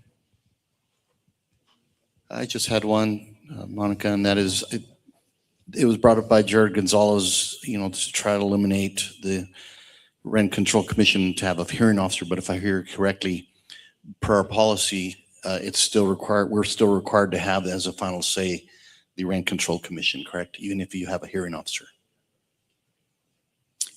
The commission would have to be the final decision maker, but they may use a hearing officer to help guide and develop the facts for them and prepare recommendations for them. Okay, and does every city have to have a Rent Control Commission? Or can some cities have a hearing officer? Yeah, it's not required. Okay. It's one of models that cities use. All right, thank you. Okay, we're going to go into public comment. And as I mentioned before, please, we request no clapping or booing. If you could use nonverbal communication, raise your hand, thumbs up, wave, or a thumbs down. We'll give you each 3 minutes. We have several here, and then we'll check afterwards if we have anybody waiting online. We're going to start with Gladys Valdovinos, who's going to be followed by Angel Garza. Where are they coming? To that microphone, or are we passing a mic to them? To the podium? Yeah, if you would just walk up, and I guess you'll have to face the audience. Thank you. Good evening, Council. My name is Gladys, and I'm the president of the Resident Association, 400 Craig Drive Mobile Homeowners. I wanted to thank you guys for this meeting that we have tonight. And as you heard, We've heard many suggestions this evening about proposals to amend the mobile home rent stabilization ordinance. We want to urge you to direct your staff to take prompt action to update and amend the ordinance. This is because the current ordinance is worded in such a way that in order for any change to impact the rent increase application process for next year, any changes to the ordinance must be enacted by November of this year. If you need to hold a special election, please do so as soon as possible. So any delay in making the urgently needed changes means that the corporate investor-owned parks will be able to take advantage of the current loopholes in the ordinance to file massive rent increase applications before the end of 2026. And amending the ordinance after that won't help the homeowners nor the city very much. The need to amend and update the ordinance has been discussed by council for over a year by now. It is time to take action. So we respectfully request our city council to please direct your staff to make this a top priority and to return to you with proposed amendment language before October. So we ask this on behalf of all of the homeowners in all of the parks in Santa Paula. Thank you for hearing our community and for your attentiveness to this matter. Thank you, Ms. Valdovinos. We have now Angel Garza, who will be followed by Nick Ubali.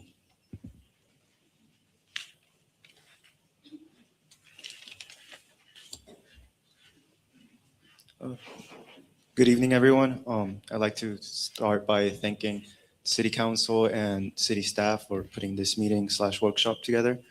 I originally was going to talk about the checks that got stolen that Mr. Lawson briefly brought up, but since he already talked about it, I would just like to make a brief little addition based on what the park representatives mentioned. To me, it seemed that when the topic of the full vacancy decontrol was brought up, it seemed like the representatives made it seem like they would be operating at a loss under a rent stabilization ordinance, an updated one. That is not what anyone here is demanding. Everyone here wants the parks to make money.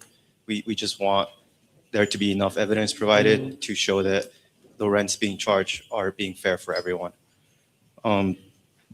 And if an updated ordinance is able to achieve this goal, I don't see any need for a full vacancy decontrol, which in my opinion was kind of presented in a very disingenuous way. That's it. Thank you. Thank you, Mr. Garza. So we have now Nick Ubali, who will be followed by Tiffany Orr.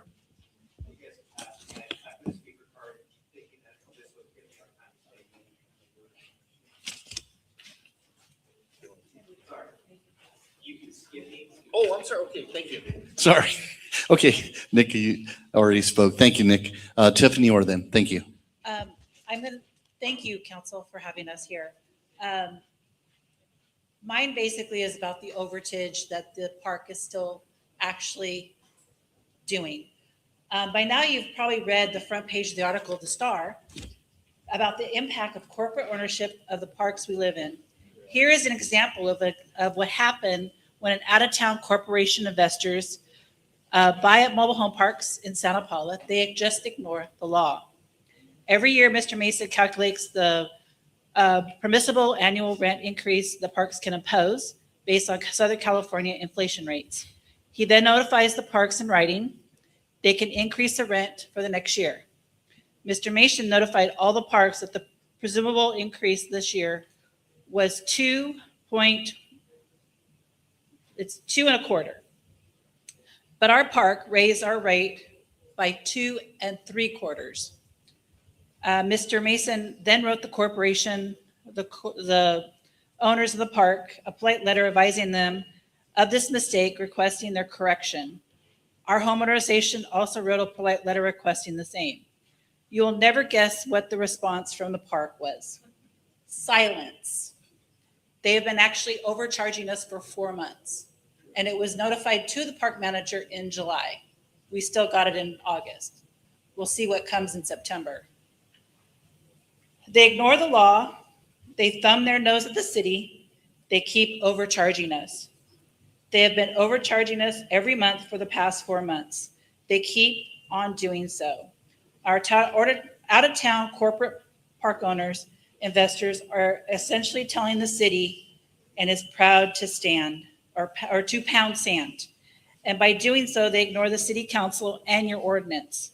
These are the type of corporations that you're dealing with, and it is time to amend the ordinance and put a stop to these anti-homeowners and communities.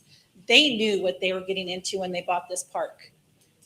They can get a return, but they knew that they had all the financials. So it's not on, we just need the city to update it. I've lived in this park for 34 years. I was there when the ordinance was put in 1992. And it is sad that we have to do this after all this time. Thank you. What mobile home park is that, Vince? I'm in River's Edge, also known as the 400 Mobile Estates. All right, thank you, Ms. Soar. Next, we'll have Jen Hernandez, who will be followed by Amalia Ochoa.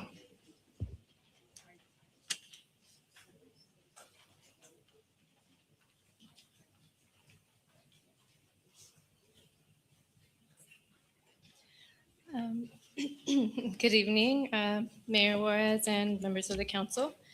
My name is Jen Hernandez. I'm an Associate Policy Director with CAUSE. We are a base-building organization committed to social, economic, and environmental justice for working class and immigrant communities in California's Central Coast. We build grassroots power through community organizing, leadership development, coalition building, civic engagement, policy research, and advocacy. And for the past decade, CAUSE has worked with our base and partners to achieve housing justice throughout Ventura County, focusing on rent affordability and strong protections against displacement and eviction. We'd like to acknowledge the efforts of council and staff to amend this existing mobile home rent stabilization ordinance and share appreciation for the opportunity to provide comment and recommendations for draft ordinance language, which we shared earlier via email. Staff and council should have those in your inbox. Santa Paula mobile home residents, as you've heard, have experienced a range of disruptions in recent years, ranging from attempts to substantially increase their rent to targeted harassment. And while these residents have achieved what many strive for, affordable home ownership, the safety and security of that life is being threatened by corporate park owners and managers who are taking advantage of loopholes in the existing law. For the past 2 years, CAUSE is organized with these residents who have been directly impacted. They've shared their experiences, the impacts to their well-being, and they have led our process to draft our proposal for the ordinance. As part of that process, we've also collaborated with a nonprofit organization called Movement Legal to bring the following recommendations to you. And what I'll share now is a summary of what we provided, like full draft language to you all earlier today. We urge council to direct staff to amend the ordinance to include an annual allowable rent adjustment of 3% or 60% of CPI, whichever is lower. We support the designation of a hearing officer to conduct evidentiary hearings, as well as maintaining the Rent Review Commission, expanding it to be 5 members, with 2 of those members being residents, as well as having expanded investigative and appellate powers. The establishment of a rent registry, tracking lawful rent for each space and providing residents with a tool to verify whether any rent increase is lawful. The establishment of a violation registry, tracking complaints, findings, and enforcement actions, creating an ongoing public accountability record for park owners with escalating consequences for chronic violators. The elimination of rent banking and vacancy rent adjustment. The ability of residents to petition for rent reduction when services are reduced or discontinued without a corresponding rent adjustment. Explicit civil right of action for harassment with strengthened protections for harassment and retaliation, including for eviction, as well as codified anti-discrimination and anti-intimidation language with the clear state and local remedies outlined. We recognize that you Ms. all might be Hernandez, working on your a- time is up. If you could just close I'm it up. just going to finish, my sentence. Thank you. This is the last recommendation. We recognize that you all are thinking of working on a standalone ordinance, but we think it's really important that you also codify in this update so that it can be clear, or there's a clear mechanism for understanding whether an eviction is related to harassment or retaliation. We look forward to continuing to work with you all. We urge you to reach out directly to us and our colleagues at Movement Legal. They've worked on dozens of mobile home ordinances that are legally sound. And we believe that the recommendations that we've made will ensure that residents can maintain safe, stable, and affordable housing while offering park owners fair, transparent, and legally sound way to conduct business in the city. All right. Thank you, Ms. Hernandez. Next, we have Amalia Ochoa, who will be followed by Hazen Gonzalez.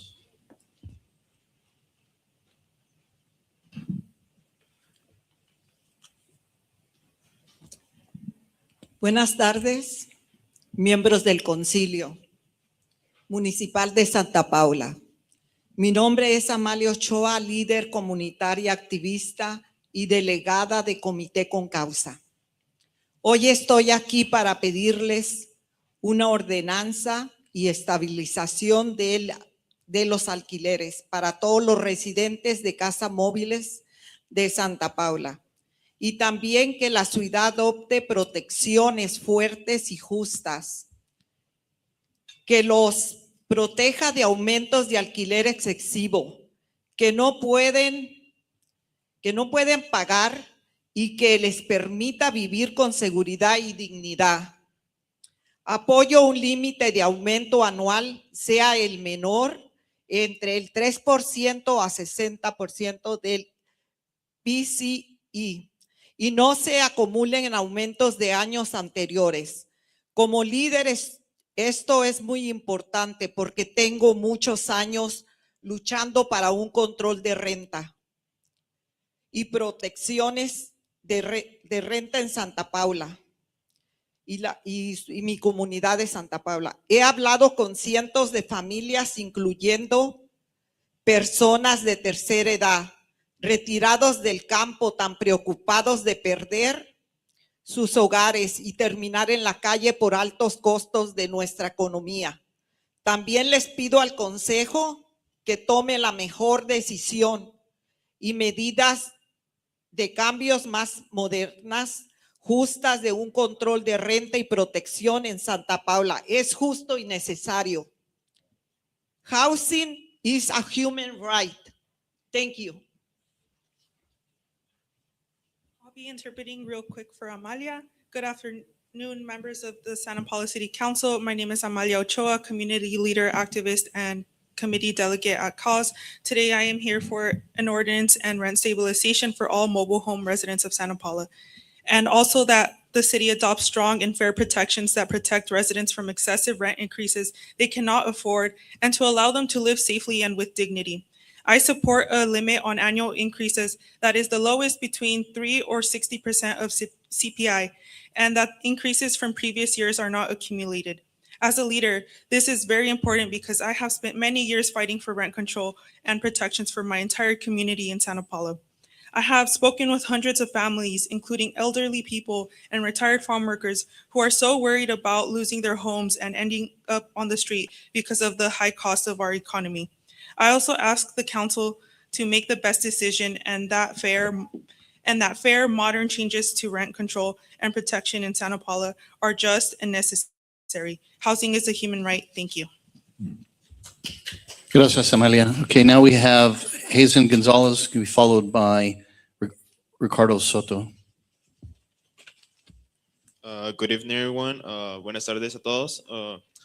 I just came to say a couple comments. I'll be interpreting myself in Spanish and English, so I'm going to start with Spanish. Buenas tardes, mi nombre es Hazen y soy miembro de Causa. Soy un estudiante de Santa Paula, está en su último año. Soy residente de Santa Paula. Estoy aquí porque la ordenanza de algunos alquileres de casas móviles afecta directamente a nuestra comunidad. Como residente e hijo de renteros, me preocupa la estabilidad de nuestros alquileres y la posibilidad de que los aumentos de estos sean más difíciles de conseguir, para que las familias puedan seguir viviendo en Santa Paula, ya que si esto no se hace nada al respecto, será casi imposible que una familia pueda seguir viviendo en nuestro pueblo, obligando a muchas familias a mudarse, afectando moralmente y económicamente a nuestro pueblo de forma muy negativa. El apoyo a un límite más estricto en los aumentos de alquileres y también protecciones claras contra el acoso y las represalias, ya que si no, como mencioné anteriormente, los padres y madres no serán capaces de darle el pan de cada día a sus hijos o a aquellos que dependen de ellos, ya que todo el dinero sería destinado al alquiler solo para seguir teniendo un techo sobre sus casas. Then I'll be passing to English real quick. Good evening. My name is Hassan, and I'm a member of CAUS and a senior in Santa Paula High School. I am a resident of Santa Paula. I am here because the mobile home rent ordinance directly affects our community. As a resident and a child of renters, I am concerned about rent stability and the need to keep rent increasing manageable so that families can continue living in Santa Paula. If nothing is done about this, it will become nearly impossible for families to remain here, forcing many to move away and negatively impacting our town, both emotionally and economically. I support strict limits on rent increase as well as clear protection against harassment and retaliation. Without these measurements, as I mentioned earlier, parents will not be able to provide for their children or those who depend on them, because all the money will be towards rent and keep a roof over their heads. Thank you. Thank you, Mr. Gonzalez. Now we have Ricardo Soto, who will be followed by Carolina Valenciano.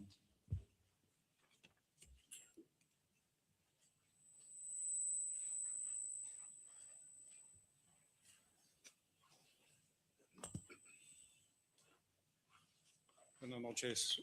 Buenas noches, señores del Consejo Municipal. Mi nombre es Ricardo Soto.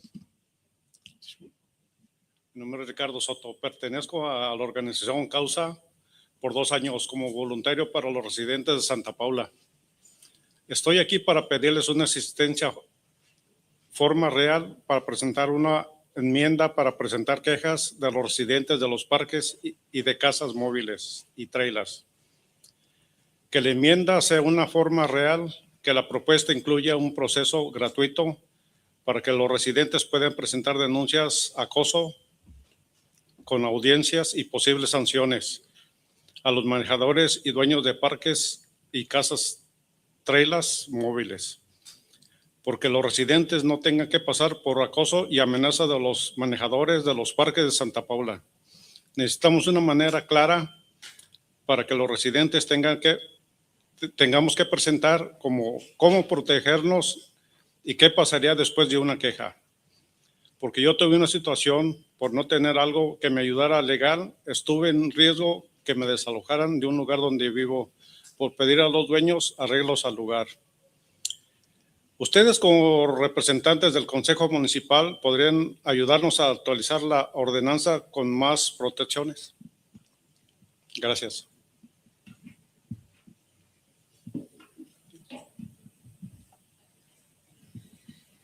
Good afternoon, members of City Council. My name is Ricardo Soto, and I have been a volunteer with the organization of Cause for 2 years, working with the residents of Santa Paula.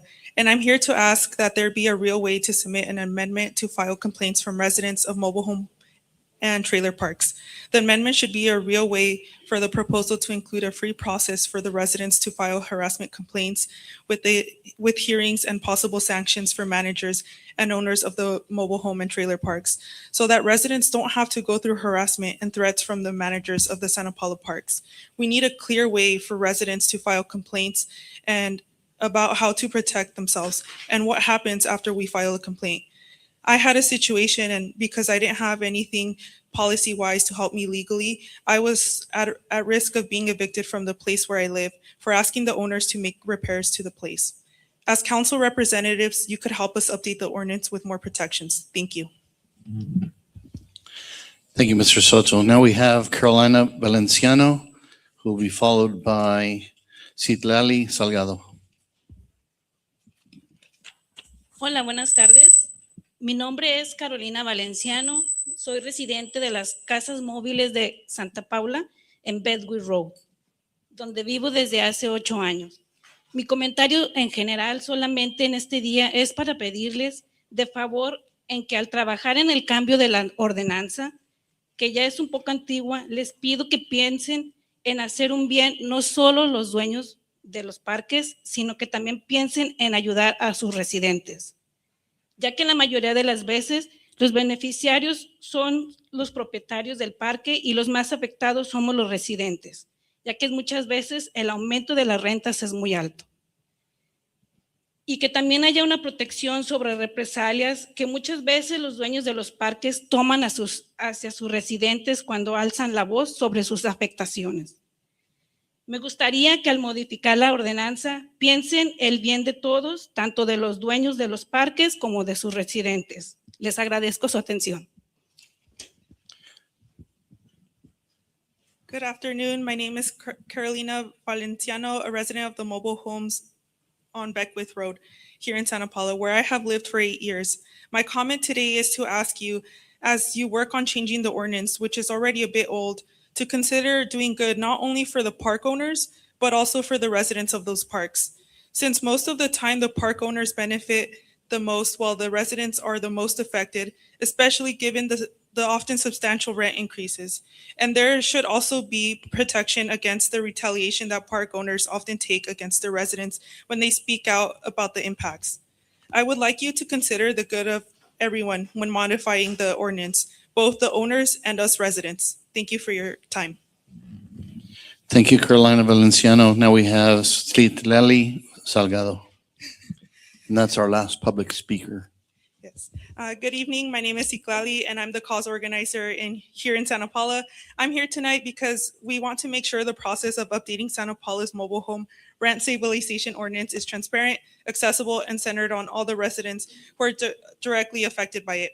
As of August 21st, I was not able to find any information about this workshop on the city's website or social media. I think that's an important concern. When the city is discussing an ordinance that directly affects the housing stability of Santa Paula residents, residents should have clear and public information about opportunities to participate. At the same time, I do want to recognize that residents were notified in a timely manner in both English and Spanish by mail, and that the communication was in accessible language. That kind of language access is important, and we appreciate it. At Cause, our adult committee has been doing our own work to make sure that the proposed ordinance reflects what the residents actually need. We have been working on ordinance language that includes priorities such as a strong rent cap, protections against harassment and retaliation, stronger enforcement, language access, transparency, and meaningful resident participation in the rent review process. The ordinance language was developed in collaboration with the California Center for Movement Legal Services, a nonprofit that supports communities in drafting and advocating for policies that prevent displacement and preserve affordable and safe housing. The staff at Movement Legal have worked on multiple mobile home rent stabilization ordinances throughout the state that continue to stand up to legal scrutiny. Their legal expertise has helped us think through how the protections uplifted by our leaders can be incorporated into the ordinance. And they have also offered to meet with the city as you draft the update to this ordinance. We are eager to collaborate with the city on this process, and we're not asking the city to do this work alone. We're not asking the city to start from scratch either. There are residents who have been organizing around these issues, and there are legal resources available to help move this work forward. And we would be more than happy to connect the city with Alex from Movement Legal so that you can have a conversation about the proposed language and how we can work together. Ultimately, we want an ordinance that feels real and has comprehensive protections for mobile home residents, protections that address rent increases and also harassment and retaliation. They're equally important protections that come with strong enforcement mechanisms as well. Just as importantly, we want a process where residents know what is happening, know how they can participate, and receive information in a language they can understand. Cause and our adult committee are ready to continue working with the city, and we hope you will take us up on that opportunity to collaborate. Thank you. Thank you, Citlali Salgado, and thank you for translating from Spanish to English. Is there anyone else in the room that would like to submit a public speaker comment card? Oh, we have one more. Thank you, Mayor. I do have one here from Carl Lawson was the last one. So if anyone else has one to turn in to me, that would be great. Also, Mayor, since I need the microphone to let you know, I've requested several times for someone online to be able to raise their hand if they wish to speak. No one is doing that. So since I'm on the speaker, if any of the people who are online through this Zoom, if you wish to speak, now is the time to raise your hand. Thank you. Okay, we'll let Mr. Lawson speak, and then if anybody else raises their hand, let us know, please.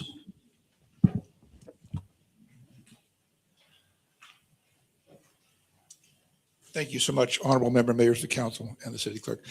Very quickly, I wanted to clarify something which was commented upon after my presentation, regarding why the homeowners association proposed to eliminate the provision for decreasing rents when services are decreased. That is because the current ordinance actually doesn't require parks to apply to decrease rents. It refers to an application, but it doesn't require them to decrease rents. What really goes on is they simply decrease services. Okay. We propose to eliminate that, not in isolation, but in conjunction with the other proposal to add a procedure whereby homeowners can initiate a hearing if their services have been decreased. Okay, so if that's not going to be part of what could go forward, we would certainly want that current language, as ineffective as it is, to continue. Second, I learned something. Every time I come to a meeting, you learn something. The discussion on vacancy decontrol was very, very illuminating. And the representatives of Harmony Communities Incorporated and the statewide Park Owner Association very eloquently stated their point of view. The key sentence, though, was that, and I wrote it down, was that implementing vacancy decontrol does not impact current residents at all, close quote. If someone is selling their mobile home, the purchaser will be looking at what space that they're going to pay when they make their offer for a price of the home. The higher the space rent, the lower the offer to sell, the lower the selling price will be. So it is one part of the equation which was left out. Whether that's a good thing or not depends on your point of view, but it's definitely an economic fact. After those statements were made, someone spoke to me out in the lobby and said, whoa, I didn't know the city ordinance prohibits them from raising rents when mobile homes are sold, because in my park, new buyers are charged $200 more on sale. And that homeowner said that at the time they purchased their home in another park here in Santa Paula, there was a $200 rent increase. Now, I don't know this, I can't confirm that. I can just say that's what the homeowner said. And it was since 1992. So the question is, are homeowners, is that provision of the ordinance being respected throughout the city? And the proposal that CAUSE made for a registry and a system whereby people can verify whether their rents are correct has great merit because of situations like that. And that is all. And I thank you very much. Thank you, Mr. Lawson. And I'd really like to thank all the residents that came out tonight and gave public comment. Ms. Lashaw, do we have anybody waiting in the waiting room? All right, thank you very much. We'll now move on to item 6, council discussion and direction. So the council has heard the presentation and public speakers. I open up the floor to anybody that would like to speak from the council. I actually have a couple questions, if I can, before we get into discussion. Are there, and it's really hard, I can't see you all down there. I know both in one of the presentations and the public speakers mentioned the stolen checks. Is that anything that we would include in anything, or is that something that is outside of the scope of the city?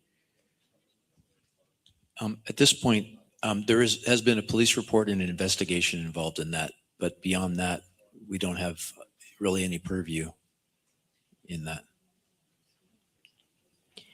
And then if someone was being charged more in a CPI increase over what the ordinance allows?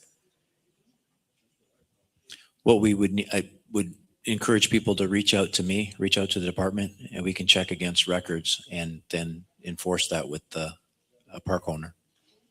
And then is it true that under the current ordinance, the new, a new owner should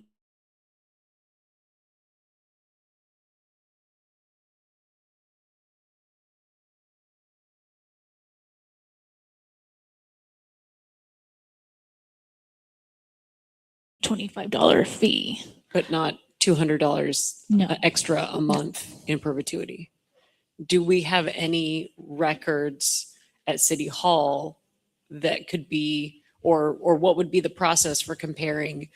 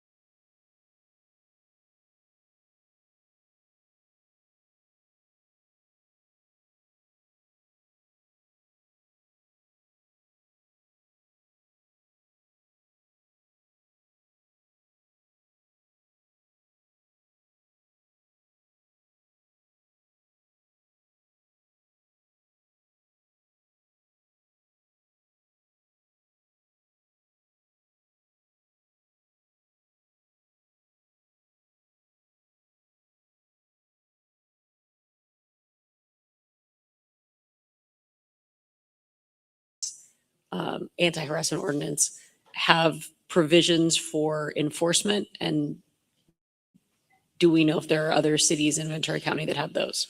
Yes, other cities do have those. The real key to kind of the provisions of enforcement is identifying what is specifically defined as harassment and then having basically the consequences that are associated with one of those. I'll let Ms. Castillo talk about those. Yeah, and we should also consider a due process analysis and compare it against a constitutional law to make sure we know what's permissible. But one thing I did want to add, I recognize the challenge of putting an ordinance together that has consequences, but not the resources to enact those consequences. So that's something we need to look at clearly. Okay. Thank you, Mayor. Actually, I'd like to mirror a couple of Vice Mayor's cross-site questions, because those were mine as well. I'm intrigued by the hearing officer. I'm very interested in creating efficiencies, both for the residents and for our staff. So if that turns out to be a cost saver or a time saver for everyone, I think we really need to pursue that as best we can within our legal realm of, or what we're allowed. The other is my concern. Over a year ago, I recall we were talking about renters' rights.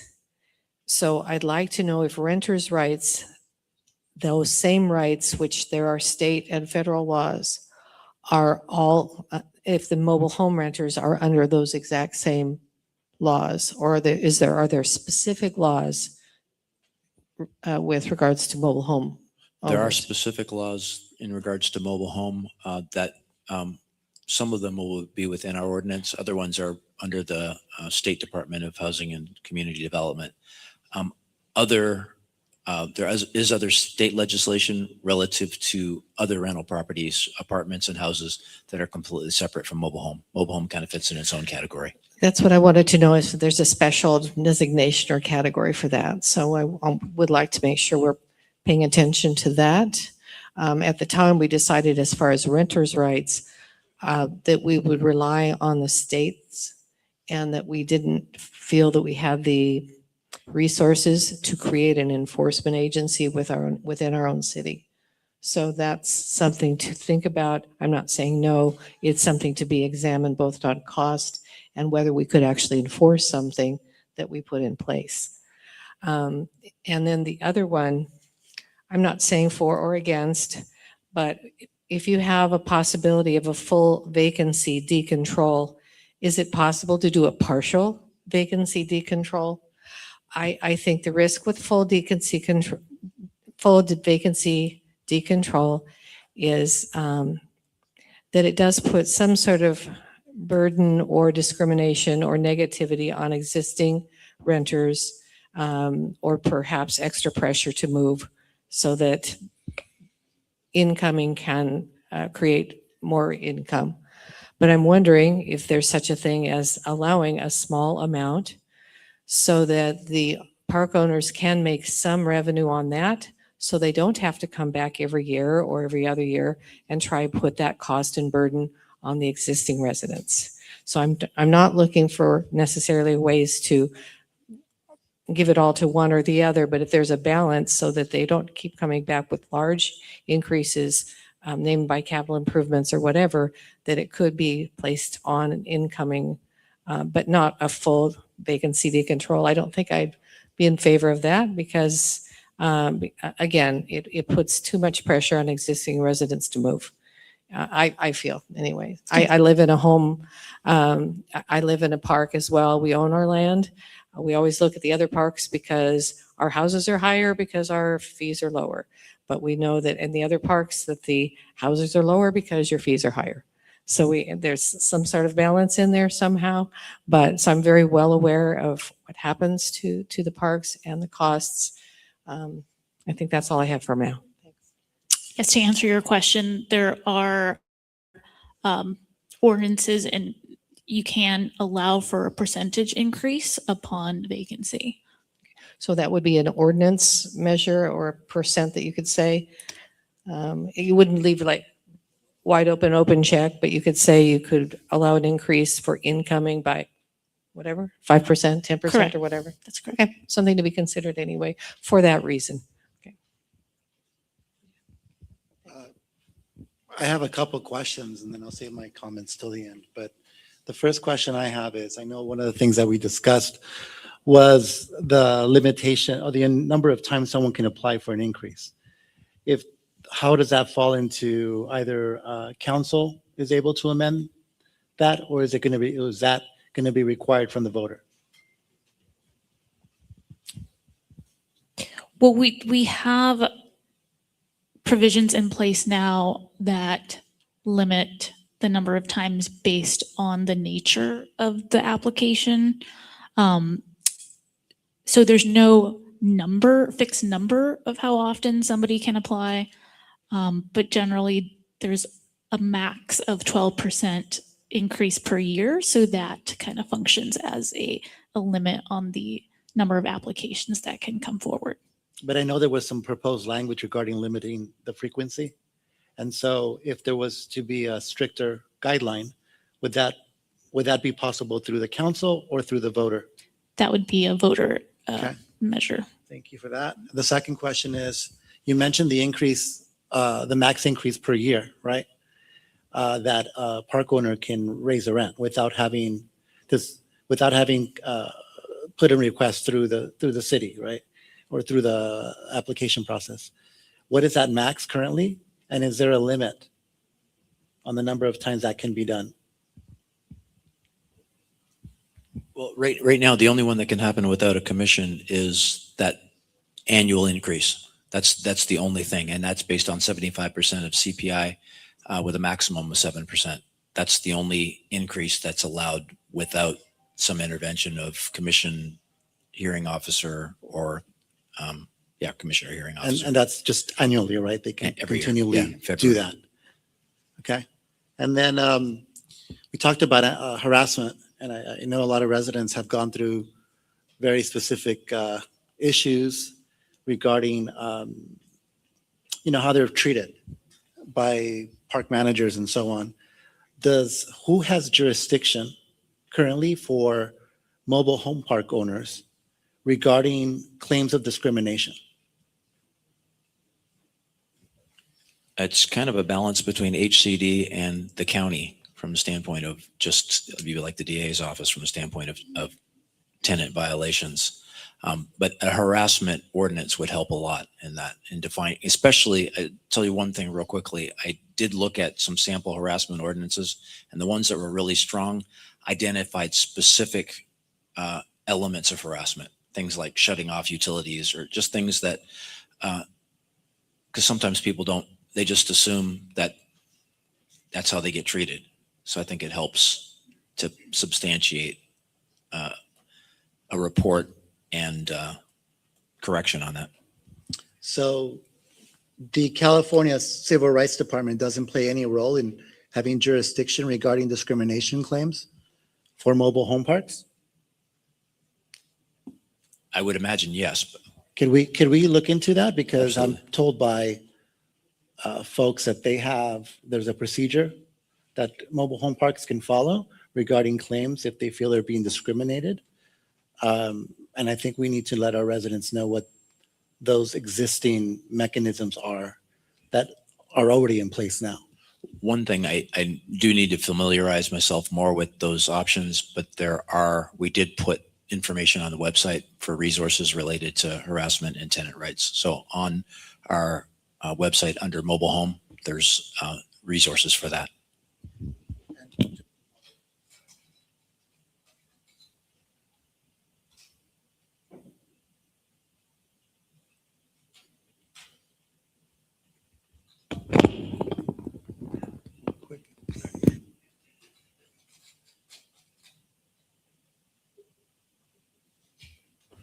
And the reason why I mentioned that is because 4 years ago, do you recall the community meeting we had with Santa Paula West, where we had claims from residents in terms of certain harassment and jurisdiction of who was responsible for cleaning up the barranca? And we were able to bring the county to inform all parties who has that jurisdiction.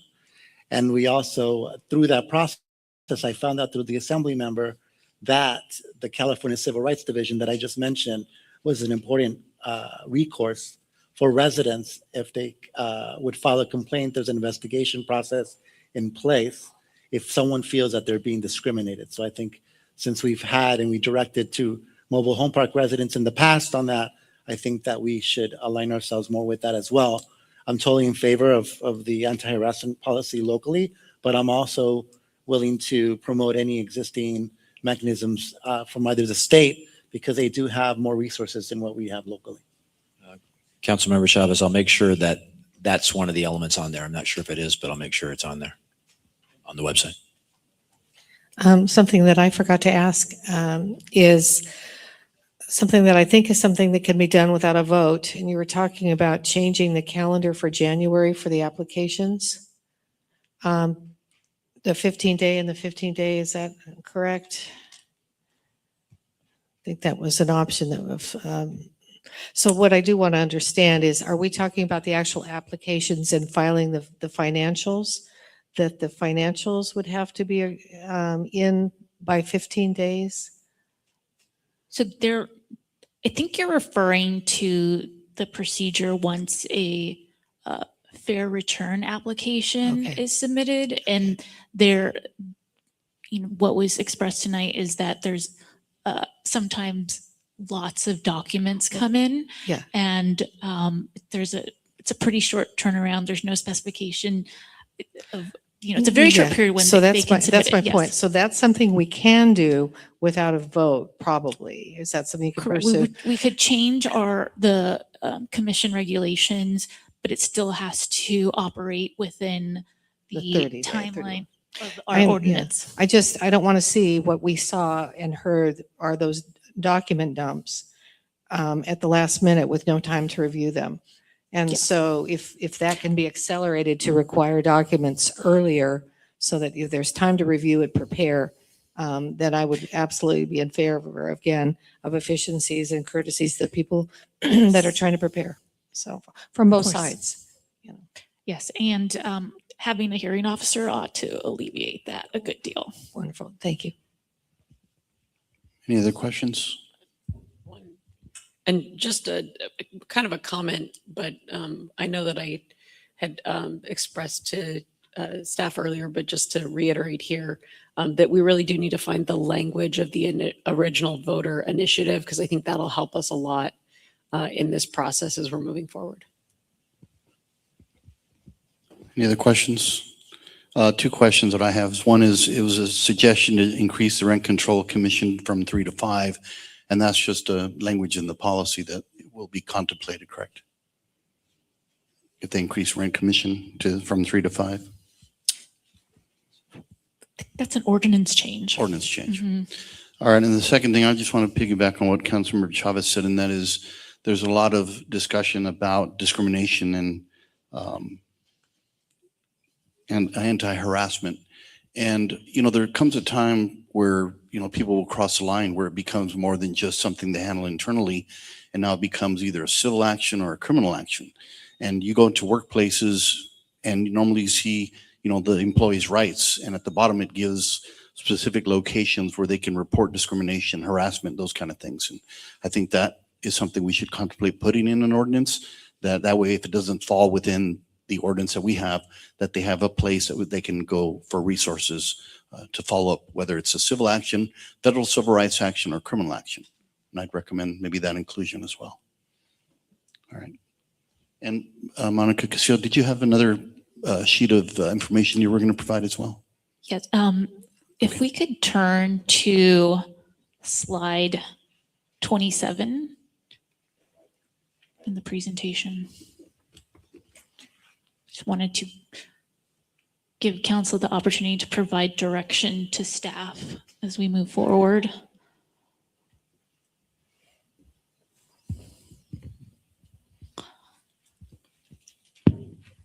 So the areas that would be useful for us to hear back from council on is concerns the annual CPI adjustment.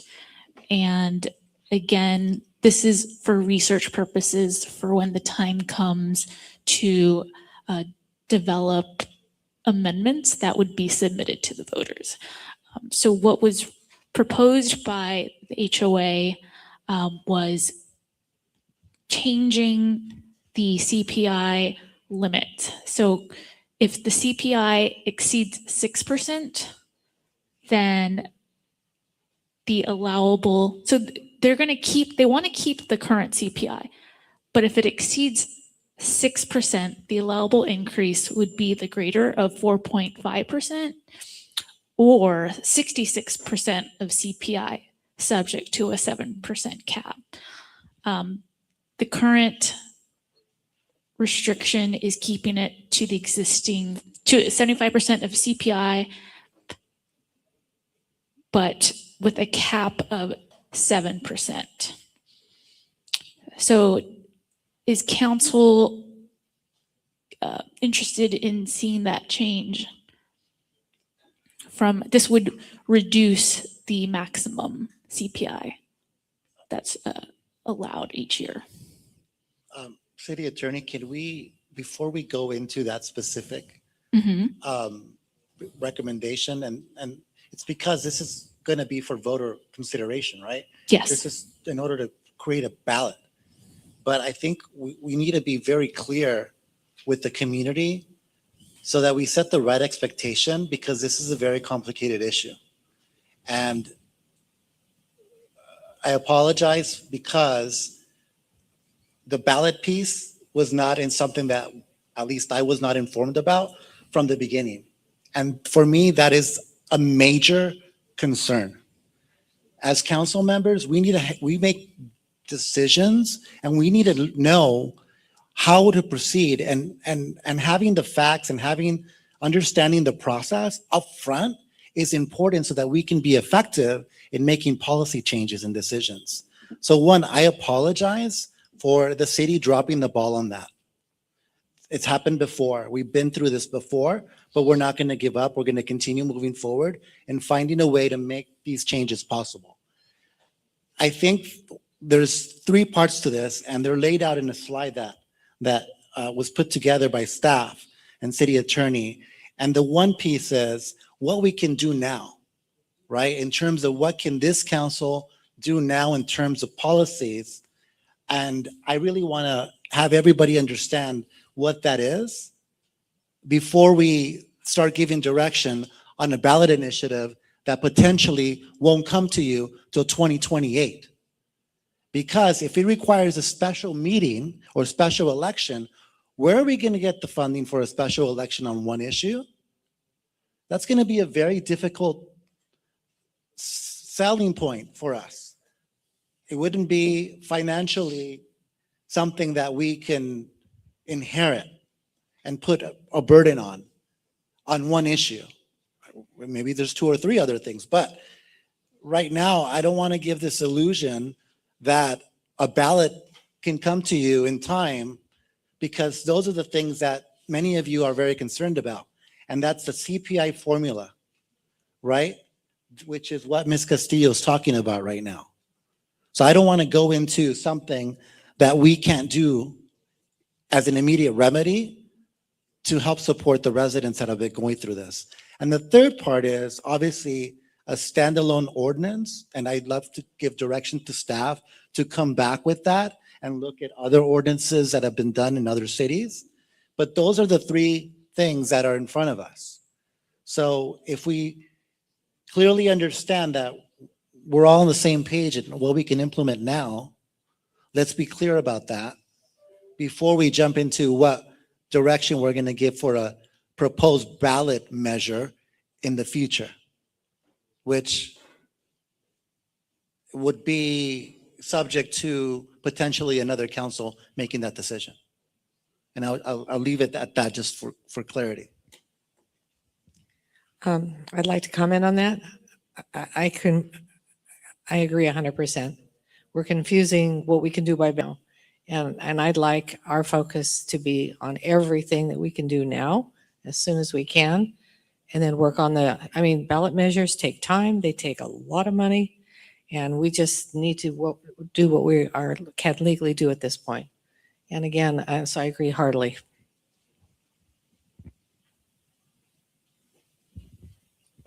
I think generally the immediate thing that we need to probably focus our attention on is what we can do.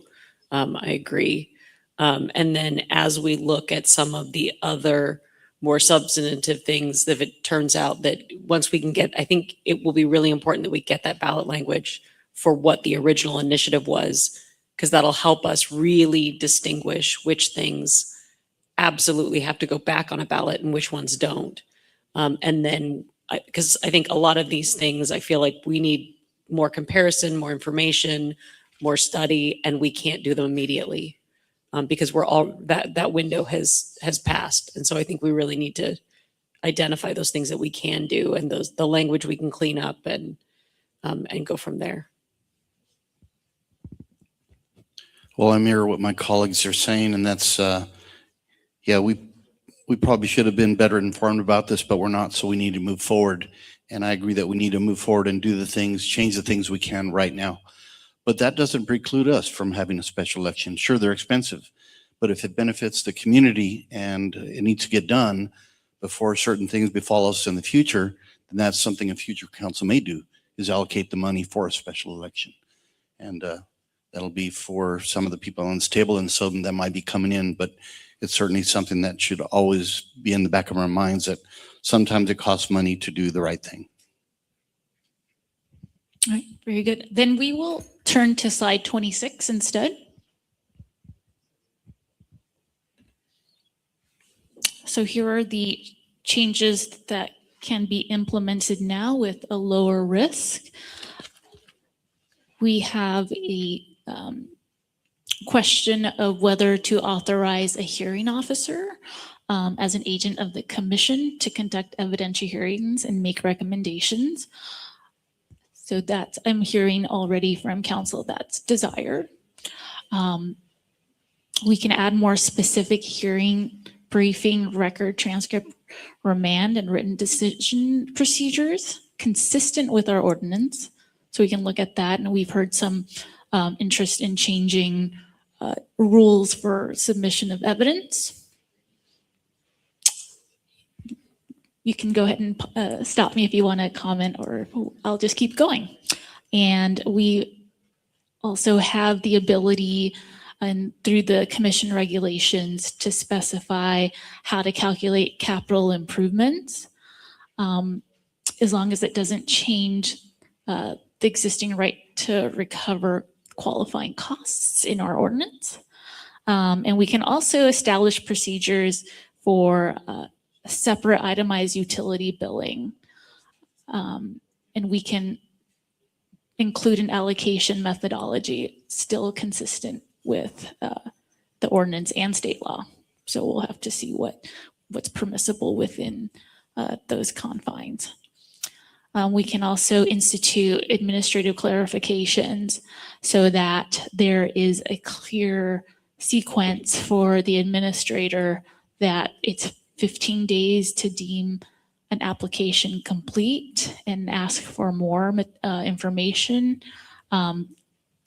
If the application's missing something that needed to be filled in, and then another 15 days to notify the affected park or residents.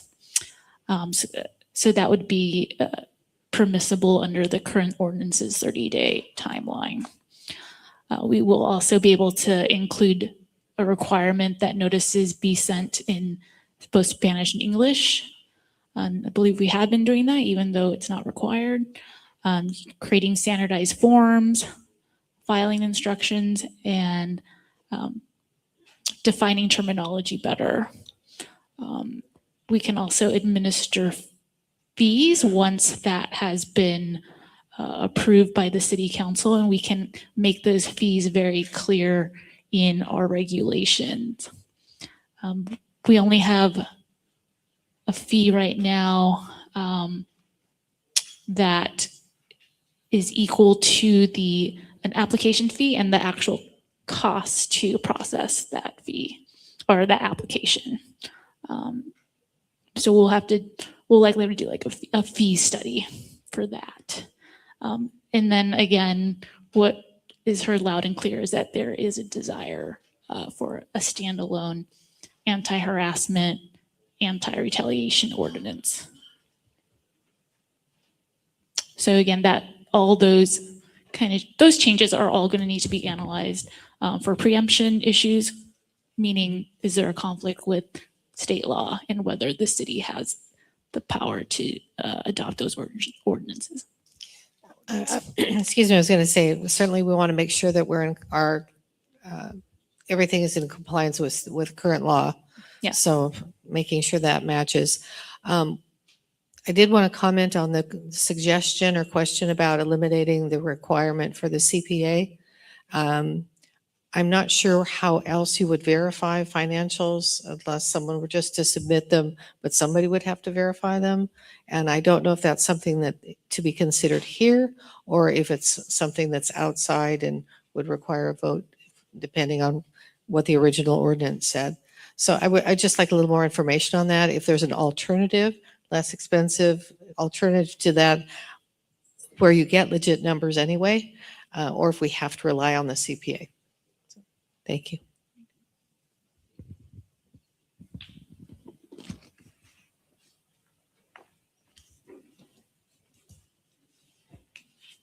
All right, if there are no more questions or discussion points, then we can move on.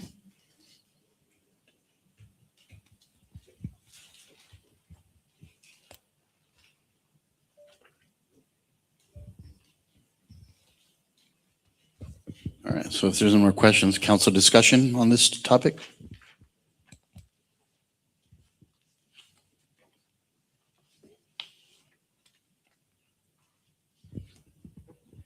Is there anything that was missing?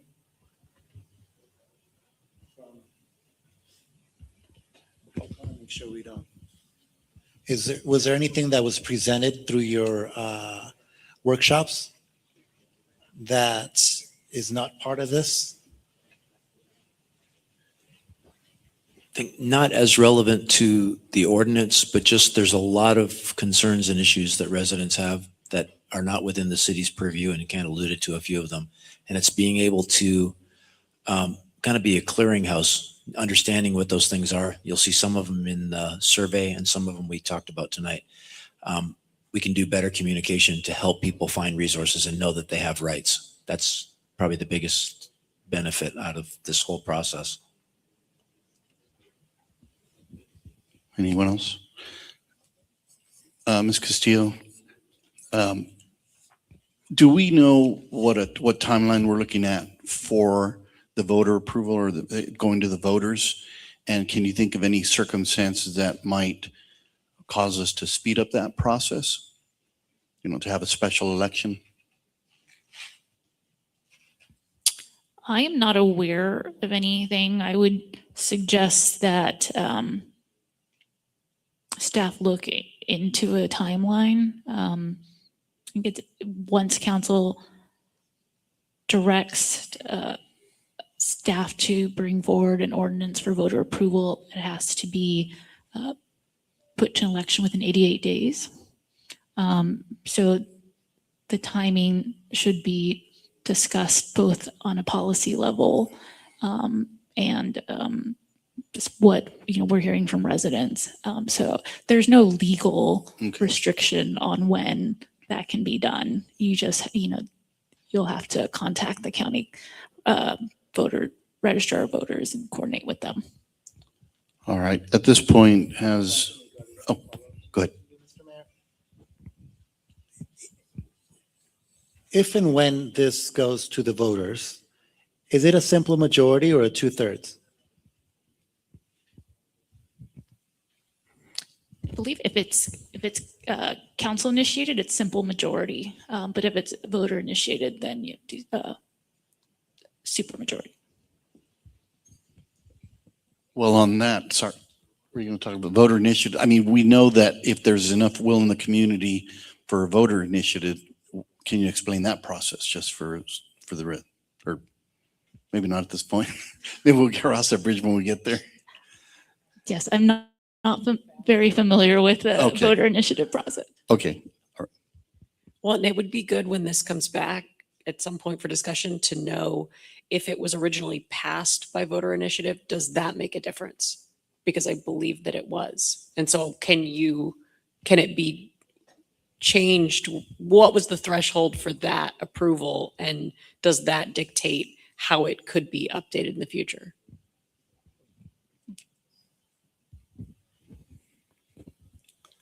Is there any other discussion? Does staff have enough information to move forward with those things that we can implement hopefully immediately versus those that need voter approval? Sure. Thank you, Mr. Mayor.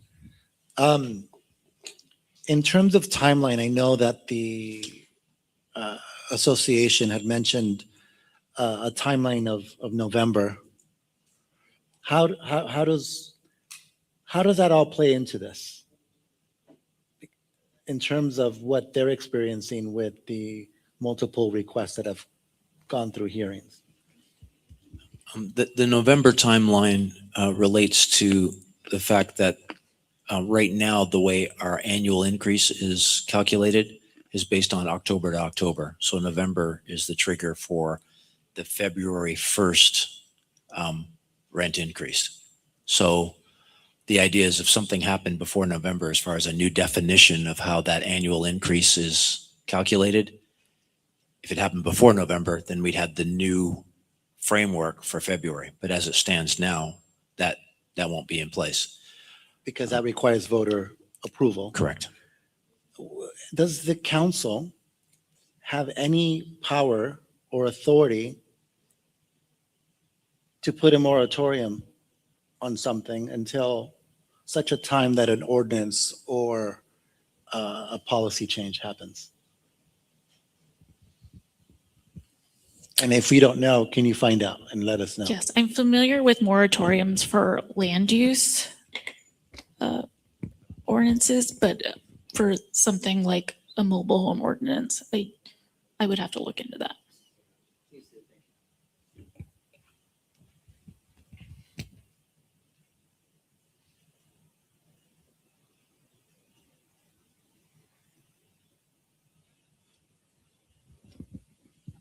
So, Mr. Mason, or city manager, or our council, what is the next step?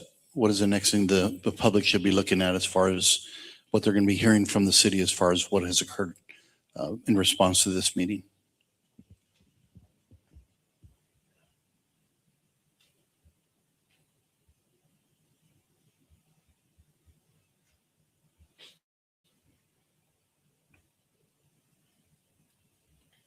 Oops.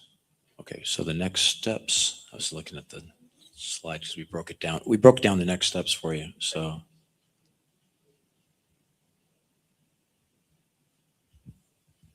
So really draft ordinance preparation based on what is the low hanging fruit that we can move through, move quickly through, and then council public hearings to go through that.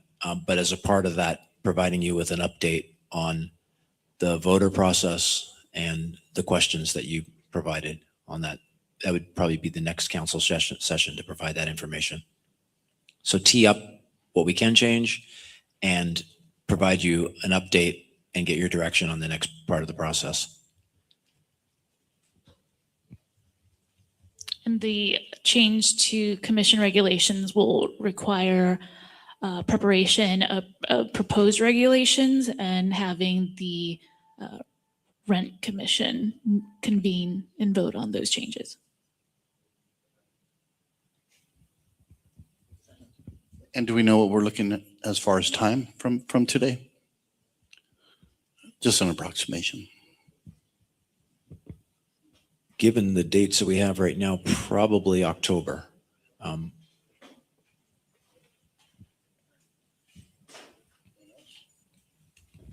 Anything else from council? Dan? I have a question. Of course. For council. If we are moving forward with the hearing officer model, we will need additional funds to hire that hearing officer. So that's something that we'll need to bring to council at a future council meeting. Would that include an analysis of savings of existing staff, though? Is there an offset? So I would want that as part of the discussion. Okay. Yeah, I think there'd be three things. One would be bringing that process forward. Two would be a cost benefit analysis. And three would be what the recruitment cost would be too. We'd have to go through that process of an RFP or RFQ for that. What? Oh, I'm sorry. Yeah, because I think on that, that would be part of what my thought process was I wanted to hear more about that. I think Mr. Mason said that you had a matrix on some of those different, what the responsibilities could be, what it would look like. Because I think we this is our first real bite at this apple. And so I think that we need a little bit more information so that we can give some better direction and we have a better understanding of what the process would look like, what the costs are associated, just so that we're going to this eyes wide open. One benefit we'll have at the next time, at least for council, is it'll definitely be a robust staff report. And Mr. Singer, it's probably incumbent on you to get a hold of our finance director and see where we can get the money and also a job description. But that a job description, I feel, is a little bit ahead of putting the cart ahead of the horse. We need to have a better understanding of what they would do before I would want staff to spend time putting together a job description. And I feel like we need to have another conversation about, especially this particular piece, personally. One last thing, since can we find a way to get this information out and share the complexity of what was decided today? And this goes more to staff, whether that's a conversation or a meeting with the association or the representatives. Just want to make sure everybody understands where we're at in terms of the process. And I did only ask that question because our attorney said it was going to cost money. So just trying to find out where we're going to find it. So thank you. All right. Anything else? May I summarize the direction? So at a future council meeting, staff will present hearing officer options and model the potential costs. And then second, staff will bring forward an ordinance, but only with permissible changes that clarify some ambiguities that don't change the meaning of the ordinance. And then lastly, staff will set up a meeting of the Rent Commission in order to deliberate new regulations. That suffices, Councilmember Chavez.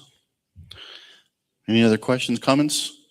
Seeing none, I'd like to thank everybody here that stayed here this evening and joined us and gave you your comments. We appreciate your concerns, and your concern is our concern, and we need to act on it. So we'll get our staff working on it. Thank you. And at this point, we're going to go ahead and adjourn the meeting at 9:01.